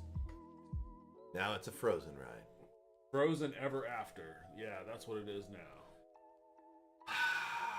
So, I watched Maelstrom because my friend's a This is descending into a old man yells at cloud. old man yells at cloud. No, it is. But I mean, I think even that cloud sucks. I'm sorry. Even pissing me off. I feel like even generationally speaking, like I think that even younger generations, maybe not like the youngest generations, but I think even younger people would understand how replacing something unique with something that's just like a IP cash grab would suck. Yeah. Like the younger generation, they're far more left than Fast Pass was available. Yeah, well, was because Maelstrom doesn't exist anymore. Exactly. Now it's fucking Frozen Ever After, and it's the Genie system. Thank you, Bob Chapek. Bob Paycheck. Bob Paycheck, that's what they called him. Anyway. It's a lose-lose situation. While some streamers are losing money by paying to get content on their platform, others are losing money by distributing on their own platforms. The result, price hikes. Okay. This is an interesting thing, because I remember several years ago, we were talking about like how there just seemed to be like a golden era of like people who were able to just make movies on streaming sites. Like they would sell their scripts to Netflix or whatever, and then they would have like, you know, a $20 million movie made or a $30 million movie made on Amazon Prime or Netflix. That was probably a few years back. It was a few years back for certain. Yeah. We were talking about it, and I don't think we ever really, because like streaming services are notorious for not sharing any like of their detailed information, so we don't really know what the return on investment is for them on these fronts. But we're starting to get an understanding, because it's not just Netflix that's hiking prices, and it's not just, you know, Warner Brothers Discovery has been getting a lot of shit lately for like canceling programs and like doing clawbacks, but it's not just them that's dealing with that. Streaming services just keep creeping up in price. Netflix, Hulu, Disney Plus, ESPN Plus, and Apple TV Plus all announced price hikes this year, which means we're forced to have to pay more money to keep up with the shows that are actually relevant, like Andor, Stranger Things. The truth is, this trend isn't going to stop anytime soon. Streaming services need to raise their prices or embrace advertising if they want to meet investor expectations. They're just going to have to risk losing subscribers who don't want to pay these jacked up prices along the way. Back in 2011, a standard Netflix subscription cost just $7.99 per month. $1 more than the ad-supported plan Netflix launched last week. Yeah. Wait, so they launched an ad-supported tier, but you also have to pay for it. I always hate that. I always hate paying somebody and then still seeing ads. Yeah, my Hulu subscription's like that. Like I pay $8.99 a month for it, and it's ads. But here's the thing. This is why it sucks. It's not ads in the classic sense. It's the same 2 ads over and over again. By the time you get done watching, I just watched a show on Hulu. What was it? It was Did you ever watch The Bear? I did. It was The Fantastic Bear. show. It's a good show. So I watched The Bear. During watching The Bear, dude, I must have seen the same 2 commercials like 100 times. Only Murders in the Building, same 2 commercials. On a regular TV network, you get a wide variety of commercials. Now you have to watch commercials, but the thing is at least they're not driving you crazy. Commercials aren't meant to be consumed over and over and over and over again. You know what I mean? You're supposed to see like one time during a show. You know what I mean? And it's really fucking annoying. Yeah, because it won't have the same spirit as the original, sadly, most of the time. I think he's talking about the Disney rides. Yeah. Shadow Knight, have you ever been to Disney World Orlando? Oh, I'll tell you what. Universal, I think it's Universal. They're going to open a Nintendo World soon. Really? It looks fucking awesome. Really? And I'm going to go. Absolutely. Dude, have you ever been to Universal Studios in Los Angeles? Nope. Oh, that's fucking awesome. I'm not a theme park person. That's a cool theme park. I've been to a Six Flags once. Okay, Six Flags is fun, but like the Universal Studios in Los Angeles, in Universal City, is fucking dope because they shot a ton of movies there. Like you get to go. Fair enough. That sounds cool. You get to go in the square where they shot fucking Back to the Future. You get to see the clock tower. It's right there. It's a set. They're backlots. They use them. You see the house where they shot Psycho. You see the fucking water and the backdrop over the water where they shot part of Jaws. I mean, you just see a ton of shit, and it's looking really cool. I mean, it's not as flashy as Disneyland, which is also really cool, honestly. But I've never been to Disney World, but I've been to Disneyland. I kind of like how compact it is, personally. But 皆さんこんにちは。マリオのお父さんの宮本です。今回のダイレクトはゲームのお知らせではありません。ついに日本のここユニバーサル・スタジオ・ジャパンにリアルなマリオの世界を体験できるスーパー・ニンテンドー・ワールドが完成しました。そこで今日は私宮本が Nah, I've been to Disneyland, but that's it, and that was quite some time ago. Okay, I got you. I've never been to any Disney, honestly. Disneyland is pretty 直 awesome. 接 I hear, that's what I hear. 世 Disneyland 界 and で初 Disney めて World. スーパー・ニンテンドー・ワールドの中を紹介していきたいと思 I いま can't す。 believe you can't speak English at this あちら point. の You know what I 大 mean? きな土管が入り口です。 He doesn't need to. He's それで Miyamoto. は That's true, There we but you would go. just think he would, have had to, さあ中はどうなってるんでしょうね。ゲームの中ではね土管の中はあまり描いてこなかったので実際にリアルなサイズのワープ土管を作るとどんな中身がいいのかってことでいろいろアイデアをみんなで議論しました。でたくさんのアイデアが出てそれを全部作ったら一つのアトラクションになるということでシンプルなワープ土管です。皆さんで I didn't even realize that, there we go. Let me actually just, hide that real quick. What? Wait, that's not. There we go. Hide it. Wait, what? What's going on? There we go. My social media bar was hiding the subtitles. ワープしてください。 This looks cool. So far. I've never seen the inside of a warp tunnel. It looks like Mario 64. That is Mario 64. ワープして出てきた先はどこなんでしょうね。ここはビーチ上のロビーのようです。 That'd be a trip for him. 音楽が流れて For ますね。 certain. この音楽聴いてるとほらスーパーマリオ64のロビーですね。こうしていろんなマリオシリーズの音楽が流れてるので楽しんでください。壁に絵もありますよ。 I wonder how many people are going to try to jump into those paintings. さあそれでは表に出てみましょ Like 6 guys on mushrooms. Appropriate. う。はい。 That ここ looks が fucking スーパー cool. ニンテンドーワールドです。本当に作ってしまいました。現実に見ると大迫力で中央にマウントビンポールがそびえ立ってそのてっぺんには旗があります。このピーチ城の前の広場からエリア全体を見てみましょう。向こうの方にはヨッシーやクリボーの姿も I mean, it looks like I'm looking at the game, それぞ honestly. れがゲームのように動いています。 Yeah, it looks like an Unreal いろん 5なキャラ engine クターが build いて of some 本 Mario. 当のマリオの世 That's 界 what it looks キ like. ノコ王国に来たみたいです。それではちょっと歩きながら見てまいりましょうか。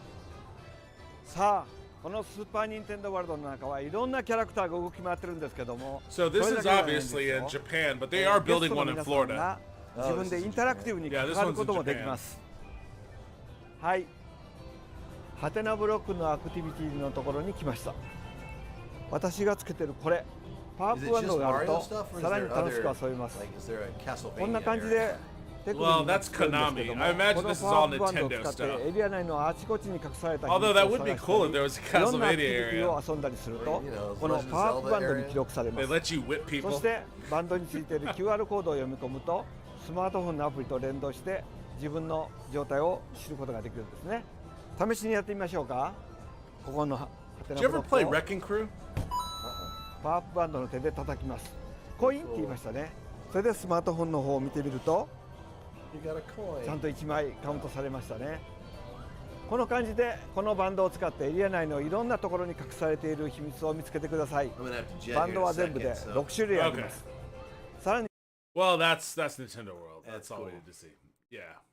Where are we at? Where are we at? I don't even know where we were at. we skipped over Alexa going away, or being Oh, being okay. to failure. I guess. Sure. We were talking about the failures of streaming. Let's see. In 2017, Netflix's most expensive plan jumped from $11.99 to $13.99. I honestly don't even know what I pay anymore. We use Aaron's sister's Netflix, so Oh, okay. they're Wow. probably gonna crack down on us here pretty soon. Yeah, I thought they were supposed to be cracking down on password sharing or Crack down on something. us yet. Interesting. That's all we got here. Now paying what? $20 for a premium? Really? Is that what I pay? I need to look into that. I don't even know anymore. Oh, I had a fucking great idea for a product. So you're a company, right, that issues credit. So you issue credit, you basically spin up temporary credit card numbers. Yeah. So a person subscribes to your company, and you handle all their subscriptions. Not gonna lie, pretty hyped about Super Nintendo World. Me too. Me too. I really want to go. Anyways, continue.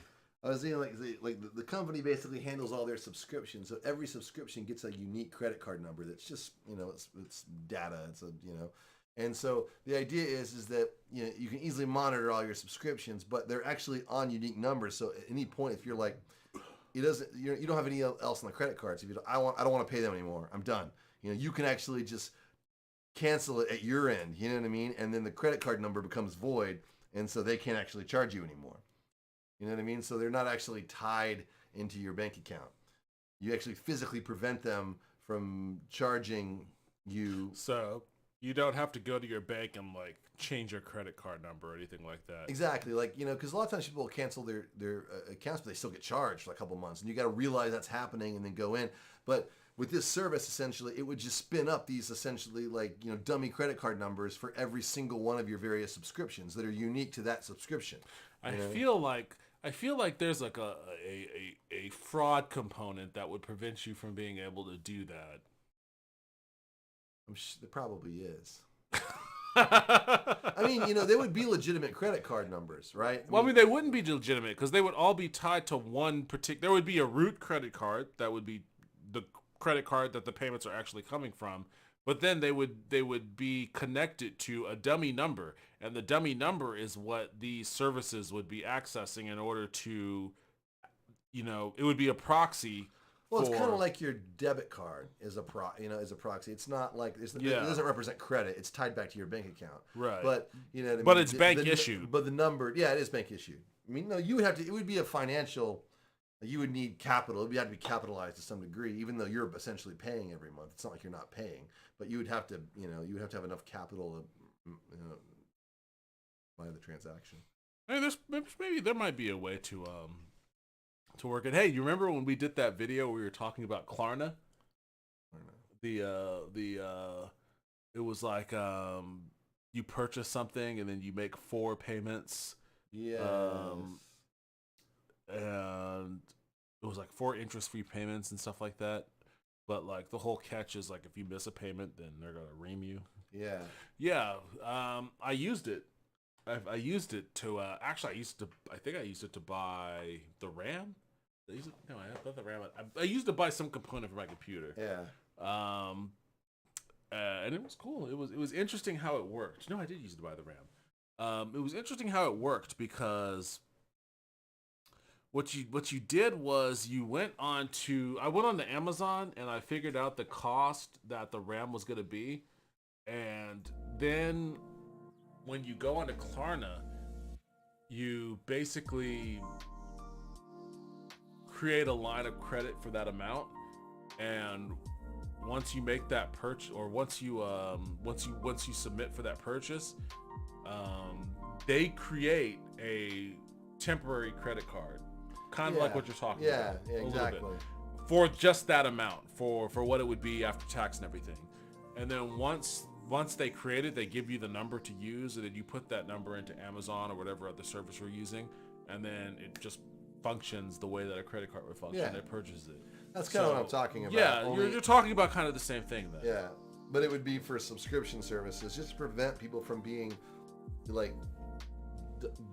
screwed by dark patterns, right? Because so much of these things I thought I unsubscribed. What the fuck? You know what I mean? Yeah. And the thing is the companies make gazillions of dollars off that, even if it's $5, but amateurized over millions of subscribers that tried to cancel or whatever, and then maybe the only 1 month and they caught it. But that's millions of dollars. But that would allow you to basically be like, you're done, you're done, you're done, you're done, you're done, you're done, you're done. And that would be awesome. I always see ads for something called Paybill. No, I don't know. It seems like you might want to look into it. I'm not really for certain because I've never really looked into it, but that might be similar to what you're talking about.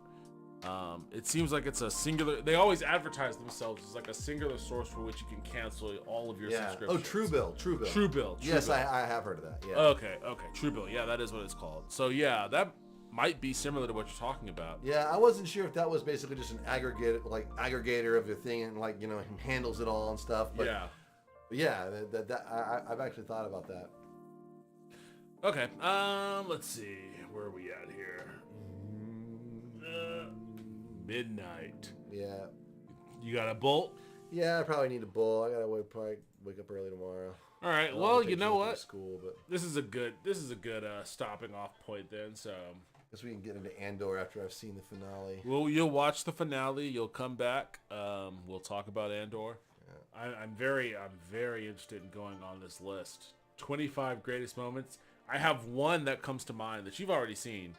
Let me see if it's on this list. It's definitely on this list. It's definitely on. You like this moment.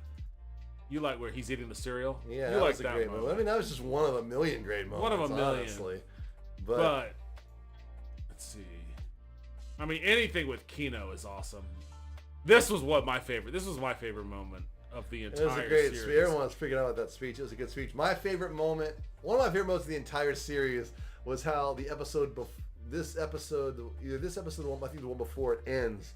So the guy dies, they get up and they start walking. He's like, get back to your cell. They start walking, and it's just him and Kino, and he goes, how many guards people? On each that level? That right here. It was He's like, how many guards are there? No more than 12. No and more it than wrapped, 12. and I was like, fuck yeah, that's how you do it. You I know have what I mean? always had a problem with how this show ends its episodes.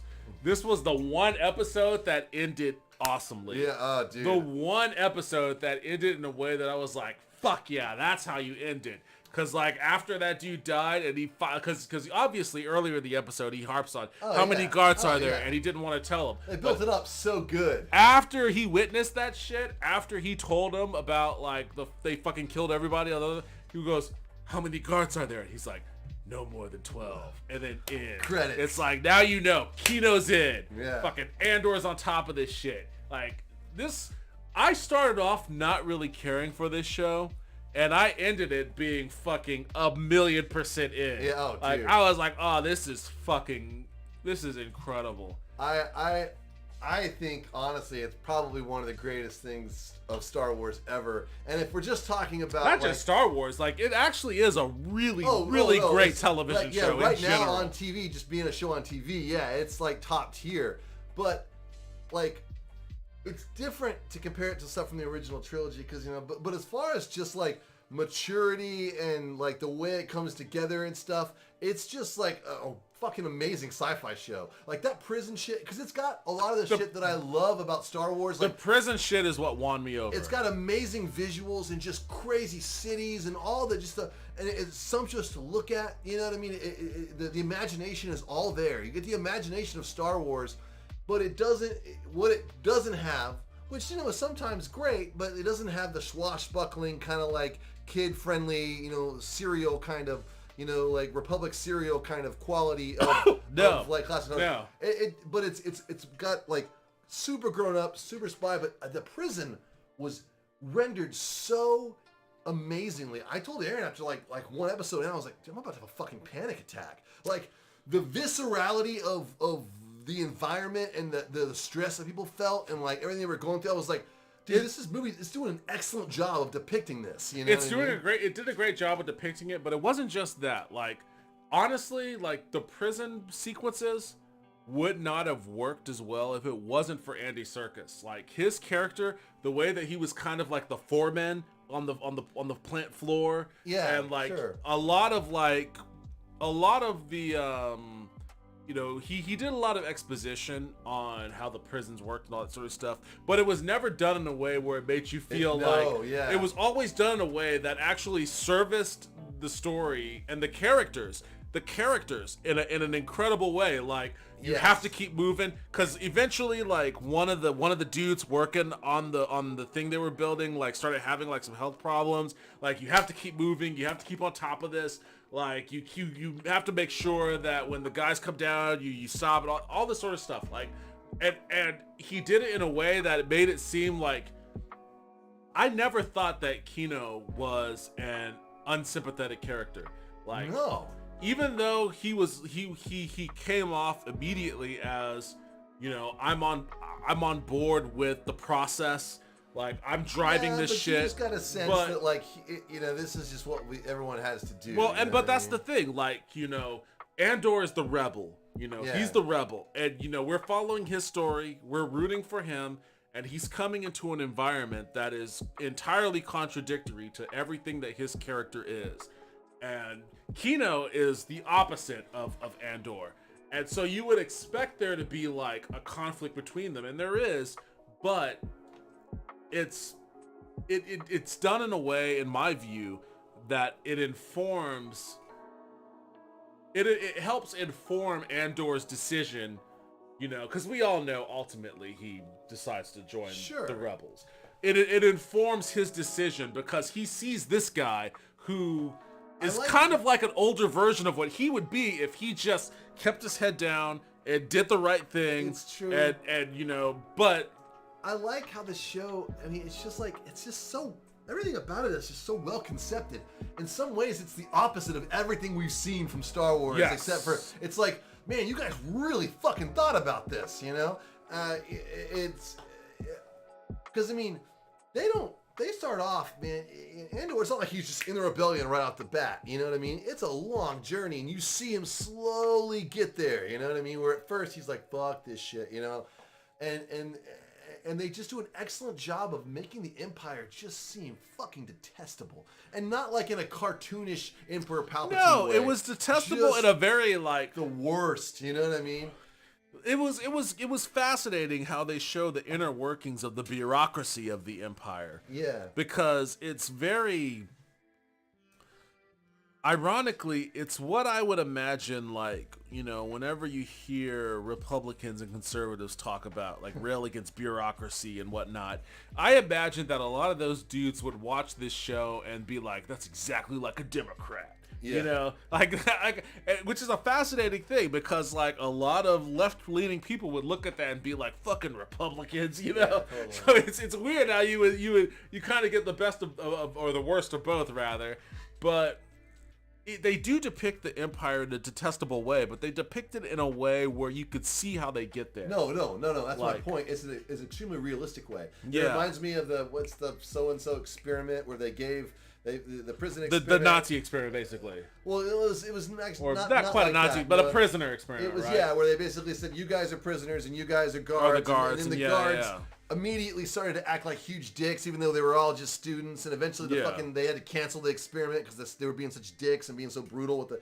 It's like those guys, you know, they were like they were just the worst, and they built it's such a realistic but kind of slow burn in its own way, where it's like by the time they finally break loose. And you're like, dude, they've been able to put this together over 3 episodes, but I feel like I've been in this prison just long enough. You know what I mean? And when they finally broke loose, it was like, yeah. And then I love the little touches. So many little amazing touches, though. Like when they get to the fucking thing where the guy's speaking, and you've heard the voice the entire time, and when you get there, his voice is all high pitched. He's like, Yeah. and it's they've made his The voice voice lower, modulation. so it sounds scarier. Just a little detail like that, which it just tells it all. You know, the hand signals between all the different levels. You know, what are they saying? Well, you know, they're like, oh, they won't tell. They don't. It's just fucking great, man. I mean, it's just the show has been fantastic. I had This may have been in the same episode, but in that great Luthen speech where he talks about like his sacrifices and like the thing that he's building towards, and like and there's a great quote. What is the quote? It's like something like, "Great societies are built by old men who plant trees whose shades they never sit under." yeah. You know, and that's what Luthen's speech is all about. You know. it's all about the sacrifices that he's made, because he's talking to one of his informants inside of, you know, the Empire, and he doesn't want to fucking do it anymore. He has a wife and kid and blah blah blah. And Luthen is like, I sympathize with you. I think about you all the time and the sacrifices that you make. And he talks about the sacrifices he makes. But it also is foreshadowing, because the thing is, it plays into our knowledge of what happens to Andor at the end of Rogue One. Exactly.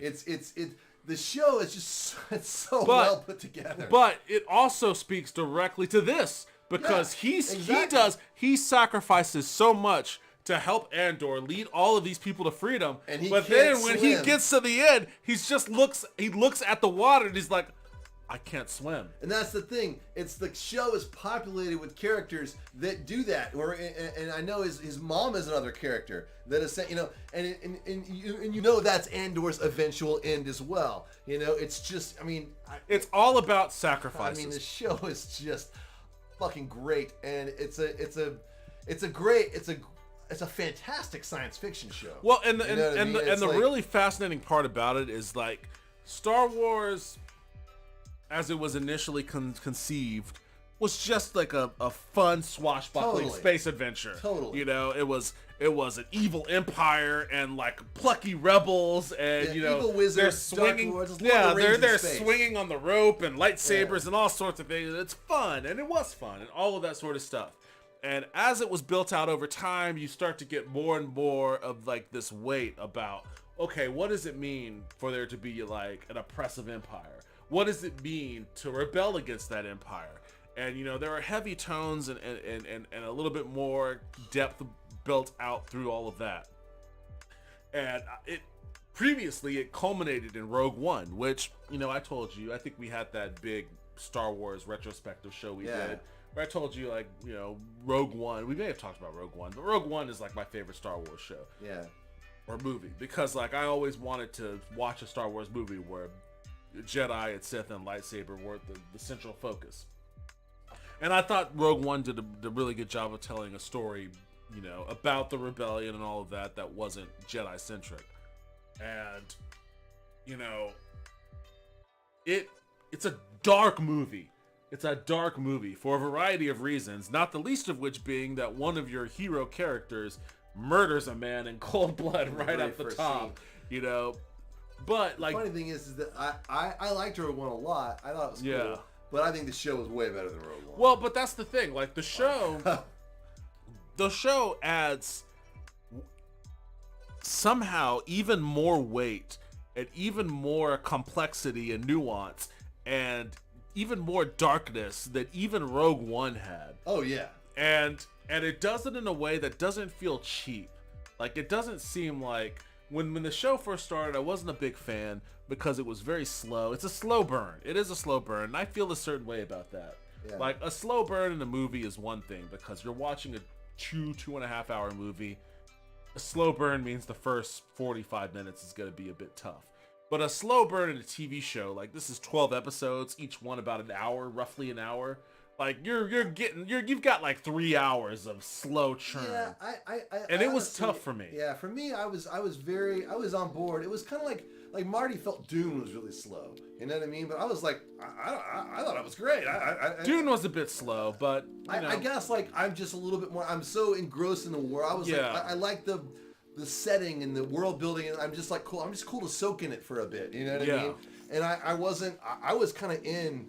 I mean, I was in right off the bat, honestly, but I didn't know how much I was going to like the show. Yeah. I didn't know the degree to which it would be so fucking good, you know? And there were several scenes where I was like, oh, that was really great. I knew the show was next level when one of my other favorite moments of the show is when he shot the fucking dude in episode 3. Because I was sitting there thinking... That entire sequence was great. I was like...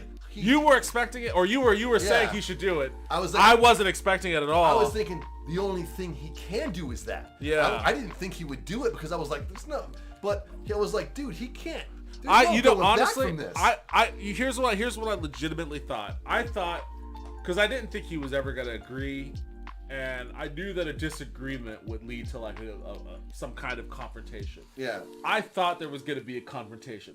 I was expecting a total TNG. They're wrestling on the ground, fighting for the gun. No, dude. Like I was expecting. No, I would not in a million years did I expect him to just shoot the dude mid-sentence. Yeah, dude. I was like, what the fuck? It was great. Holy shit! It was such a moment because I was like, holy shit. Yeah. There's really only one thing that can. Oh my god! It was. Yeah, you know, it was fucking excellent. Yeah, you know? yeah, it was. And, it was. And then by the time we get to the prison, I was just like, when I knew, I mean. I'll tell you this. Above the prison, and I saw the prisons in the water and the water going. I was like, yeah, like how do you? That just looks fucking amazing. It looks fucking awesome, You but know? also like, what the fuck? How do you escape this? Watch that last episode as soon as you can. Yeah. Like that last episode does an amazing job of building tension. Yeah. Like there's a lot of tension, and like I was like there was a real moment watching it where I was like physically nervous. Yeah. Where I was just like, God damn, what the fuck? Come on. I almost hit the fast forward button just so I could get past it. Yeah. I didn't, but I was like, God, this is just like so nerve-wracking. There's like there's like a masterful job of building up. It's just been a great show. Excellently cast, excellently acted. The directing Excellently has cast. been superb. The writing is just excellent. Diego Luna's great. Yeah. I fucking love Stellan Skarsgård. Yeah, Stellan he's so Skarsgård. good, dude. So good. Like Luthen as a character is what Star Wars needed. Like it is his scene with Forrest Whitaker. All the scenes with Forrest Whitaker, both of them. Saw Gerrera. Yes. That was like when he was there talking about you knew. Like the fucking. And Forrest Whitaker gets to come back to this character and have him be a little younger, but also a little more. Same. You understand, like when you see Saw Gerrera in Rogue One, it's kind of weird. You're like, who the fuck? If you watch Clone Wars, maybe it's a little less weird. But if you haven't watched Clone Wars, you're like, who the fuck is this crazy dude? Yeah. But you get like a much better sense. If you haven't watched Clone Wars, you get a much better sense of Saw Gerrera in this show. That I was like, oh, okay, I understand now. I understand what this dynamic is, what this character's all about, and like I don't think that's the last episode. I think that's the next to last one. Yeah, next to last one. But it was a great moment, like because they're talking about, I forget that character's name, the smuggler. Oh, Krieger. They're And talking I was about thinking like they're going all in on this guy we've never seen. Exactly. This show isn't fucking around. They're not because even it explain matters to us who this guy is. They're talking about this guy like two people who knew him would talk about him. Spoiler alert for the last episode. I don't No, it's not that big of a deal. It's not a deal. It's not a deal at all. It's not a deal at all. You never see Krieger. Oh no, I didn't think you would. You never see Krieger. Yeah. That's all I was gonna say. Yeah. Like I never knew. For a character that is like a fulcrum for the whole point of like the rebellion and Luthen's raison d'etre and fucking Saw Gerrera's commitment to what rebelling against the Empire would mean to him. Like for a character that is all of those things. You never see him. No. You don't hear a voice. You don't see a hair. And they never ever really explain what he is, who he is, or what he does. They just talk about him like people who knew him would talk about him. Yes. And it's just such a refreshing experience to watch a show that doesn't stop, turn to the fucking camera and go. Krieger is a guy. It doesn't babysit you. It doesn't do any hand holding. After that bullshit in the sequel movies where they, there were, even the ones people like fucking The Last Jedi had some just atrocious exposition dumps. Yeah. That you were like, God damn, guys. I mean, Rian Johnson is a good writer. I mean, I've seen Knives Out, and suppose this new movie is great. I just watched Brick the other night. Yeah, is it good? It's so fucking weird, but I liked it a lot. Yeah, supposedly he's really great. I have a feeling he was probably like, you're gonna need to explain some of this shit. He did some other movie, actually. I was looking up his filmography. He did some other movie that I thought was really good, too. I didn't realize... He did Brick, and he did The Brothers Bloom. I didn't see that. That was like his worst one, I think. Yeah, I haven't seen that. What has he done? I love Knives Out, and supposedly the new Knives Out was really pretty good. fun, Looper. Looper. I liked Looper. Yeah, I mean, I everyone liked likes Looper a lot. Yeah. People were so excited when he got Star Wars after Looper. They were like, "Oh my god, dude, Looper was so amazing. This is gonna be great." And you know, it's just, but there were just moments. I just feel like the fact that the show was made for Disney Plus, and it just really seems like the brass at Lucasfilm was hands off. They just probably thought, you know, whatever. Let's just let Tony Gilroy do his thing, and we're just gonna put it out. And that's what it feels like. Well, yeah, I think mean, I know Kathleen Kennedy gets a lot of shit, and you know, I think a lot of that shit's undeserved. I think it's half and half. I mean, a lot of it comes from the fact that there's a lot of like announcements that never come to fruition. I think all that shit's annoying, but I just mean like the general, just like. But as far as what she does put out, Kennedy, yeah, you know? I think it's overblown for certain. I think that the way that she handles what properties have been released to this point, has been admirable. Like the ability to let Tony Gilroy just make a show, you know, however his vision is, just make it. Yeah. And for all intents and purposes, it seems like that's also what happened with Book of Boba Fett. You know, and it's a different vibe than the other stuff. It's a different vibe than The Mandalorian for the most part, which is also just kind of like, okay, Jon Favreau, do whatever you feel you need to do. Like, I know people are frustrated, and I talk about this on Max's channel every now and then. I know people are frustrated by the absence of a solid Star Wars film.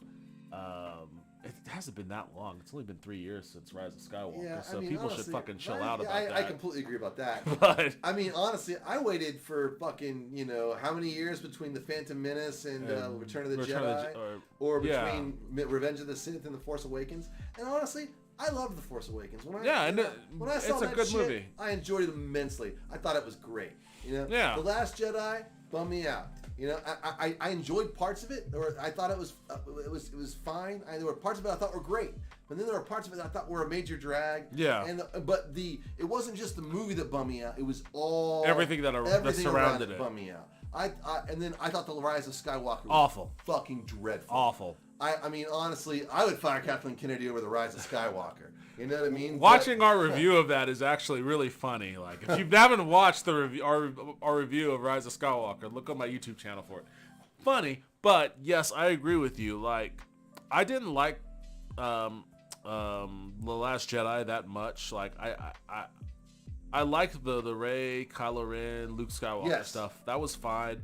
But I was okay. That was just like like 1/3 of the movie. With Luke being a hermit. That was fine with me. A lot of people like like ruined their childhood. I was fine with that. I got into a debate with a dude who streams also. He's also a part of Max's community, but he also is like, you know, in the industry in Hollywood. Yeah. Like he works on TV shows and shit. And he is of the mind that Luke Skywalker's character was ruined in that movie. And I got into an argument with him over the fact that I thought that his character reached its natural progression. Like, and a part of the reason, and it's the rationale that I told him, was that, like, I think that there's a contingent amongst Star Wars fans of a certain demographic where the original trilogy is like a fairy tale where their hero, the hero character, reached a satisfying conclusion for them. But what The Last Jedi does, it doesn't retcon that character. It doesn't change anything about that character from the original trilogy. All it does is just advance the character's lifespan beyond where you last see him in Return of the Jedi. Yeah. And you focus on what that character would go through. You know, he was the Return of the Jedi. He was the last living Jedi from his mentor Yoda. He decided was he the Return of the Jedi, or was Anakin the Return of the Jedi? That's the well, question I mean, to ask yourself. Well, but Anakin died, so even if Anakin was the Return of the Jedi, I think, yeah, I mean, the joke. It could have been, you know, it could have been Anakin as the Return of the Jedi, whatever. Yeah. Regardless, Luke was the last surviving Return of the Jedi after a certain point in time. I mean, I as a kid thought it was Luke. I did too. Yeah. I did too. But regardless, he decided to, you know, try to propagate the Jedi, you know, teachings and create a Jedi school, and Luke being, you know, the character that he is, etc., etc. You know, and to me, it felt like, oh, this is exactly the story that I would imagine would carry on with this character past Return of the Jedi. But I think that there is a huge contingent of Star Wars fans who were like, Luke would never do this. Luke would never be like this. He would never toss a lightsaber behind his back flippantly. He would never blah blah blah blah blah blah blah. Which is funny because honestly, the last thing you see him do with a lightsaber is toss it. And I made that point. And I made that point to Sean too. I can't remember what his response to that tells was. him wars don't make one great. You know what I mean? Yeah. And it's like he finally kind of gets it. The thing about it is that they could have taken it a different direction. Yeah. You know what I mean? But they took it that direction, and there's a poetry to it in the sense that it's similar to Obi-Wan Kenobi, his mentor. It's a similar, he was also you he know what I also kind of became a hermit. And Luke's character is, when you see him training with Yoda, you know, a lot of times he doesn't come up with the right thing right away. He's not wise like Kenobi is wise. Immediately, no. You know what I mean? He's a different character. He's not like a Mary Sue in that regard. He's not all things to all people. He's not, he's Luke Skywalker. He's got his thing. So I could buy it. And I thought having him completely understand and come around makes sense. The way he went out was cool. I think that people had issue with the fact that he almost kills his son because he had a dream or whatever. And I was like, but that's the whole point. Like, I struggle with the dark side is eternal. It's not a and thing you ever overcome. Luke goes through the same moment in the last time when he says, "Your sister," and he flips out and he almost kills his dad. He has to stop himself right before he fucking does it because he's like, he sees his hand and he's like, "Holy shit, that's in him." And it was a very similar thing. He looked into his head. He saw the worst things possibly imaginable, and the first thing he did was draw his lightsaber, but it was too late. I get it. I understand what was trying to happen. I think some people just weren't ready for that shit. I think the story with Luke, that at least there's a conflict there. There's something to talk about. There's a point. The other shit with Finn and all that kind of stuff shit was just fucking awful. No, yeah, that was bad. That was bad. How they ruined Captain Phasma after building her up so much with like the fucking gold armor and shit, and it's like, all right, that was a nothing. That was a big nothing. Whole weirdly slow move through space. Poe all of a sudden becoming like super paranoid and it just didn't feel. It just didn't comport with what came before. No. And there were, but the thing is that's the thing. That movie, there was a pretty good movie about Kylo Ren, Rey, and Luke. You know what I mean? And Yoda, I guess, in that movie. But everything else kind of was crap. But it felt like he didn't. Like, he had a juicy story over here, but they're like, what about all these other characters? And he's like, I really don't want to talk about them. I don't know what they do. Yeah. But they're like, no, they've got to be in the movie. It's like, okay, so maybe they go through space. And there has to be there's not enough swashbuckling in this movie. Yeah. We need more swashbuckling. All right, well, they'll go to a casino and have some weirdo adventure. Yeah, it's just like, I didn't need any of that. Yeah. You know what I mean? I needed more, like, Andor level figuring shit out, people being quiet, and I could have spent a lot more time with Luke on that planet. People think that and I think also that the Rian Johnson trilogy is still on the table. I think that it may happen. And the idea he might do a show. Well, it could be a show. I think it might. See, he's had the opposite effect. The opposite of the Colin Trevorrow effect.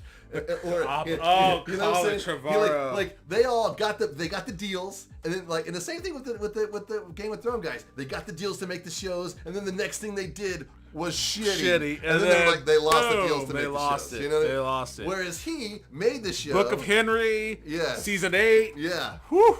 So, but whereas he did the movie, people didn't like it, people got mad at him, and then he went out and boom, Knives Out. Now the new show, people have flipped out about that. Glass Onion. I mean? Yeah, and they're like, oh, well, maybe, hot right now. Yeah, I could see that. At this point, I'm gonna mute the mic for a second because this is insider information, and I'm not a scooper.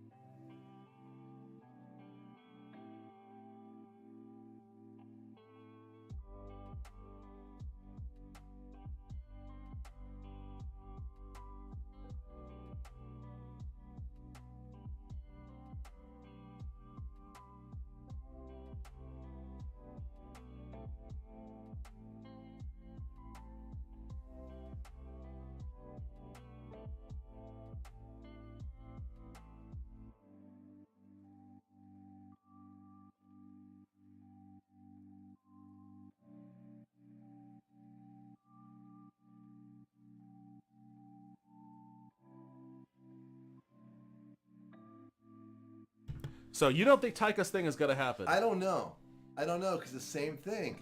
You know what I mean? They made that deal when he was hot after Ragnarok. Yeah. And then Love and Thunder came out, and people were like, maybe Taika... It didn't do bad though. Love and Thunder It didn't do bad, but a lot of the core fandom and even Chris Hemsworth, they just thought that it was too jokey, it was too silly. It was. You know what I mean? And they don't. I think there's a real fear amongst the fandom, and I think that there's a fear amongst the brass of making something that pokes fun at Star Wars. Yeah. You know what I mean? Because they felt like Ryan Johnson did that a little bit, and that was upset a lot of people too with his irons coming down. And then there was an idea that Lord and Miller also may have they did that. Yeah, with, made it too jokey, possibly. Yeah. Yeah. I heard that their shit just wouldn't even cut together. Well, You know they what I mean? ad-libbed what's his name script, the dude Yeah. that wrote Empire. Lawrence Kasdan. Yeah, they were improving off of his script. I don't think he was all that excited about that. No. Okay, but yeah, He's that's the director himself. Honestly, have you watched Light and Magic on Disney Plus? yeah. That about ILM. Oh, dude, that's one of the best things I've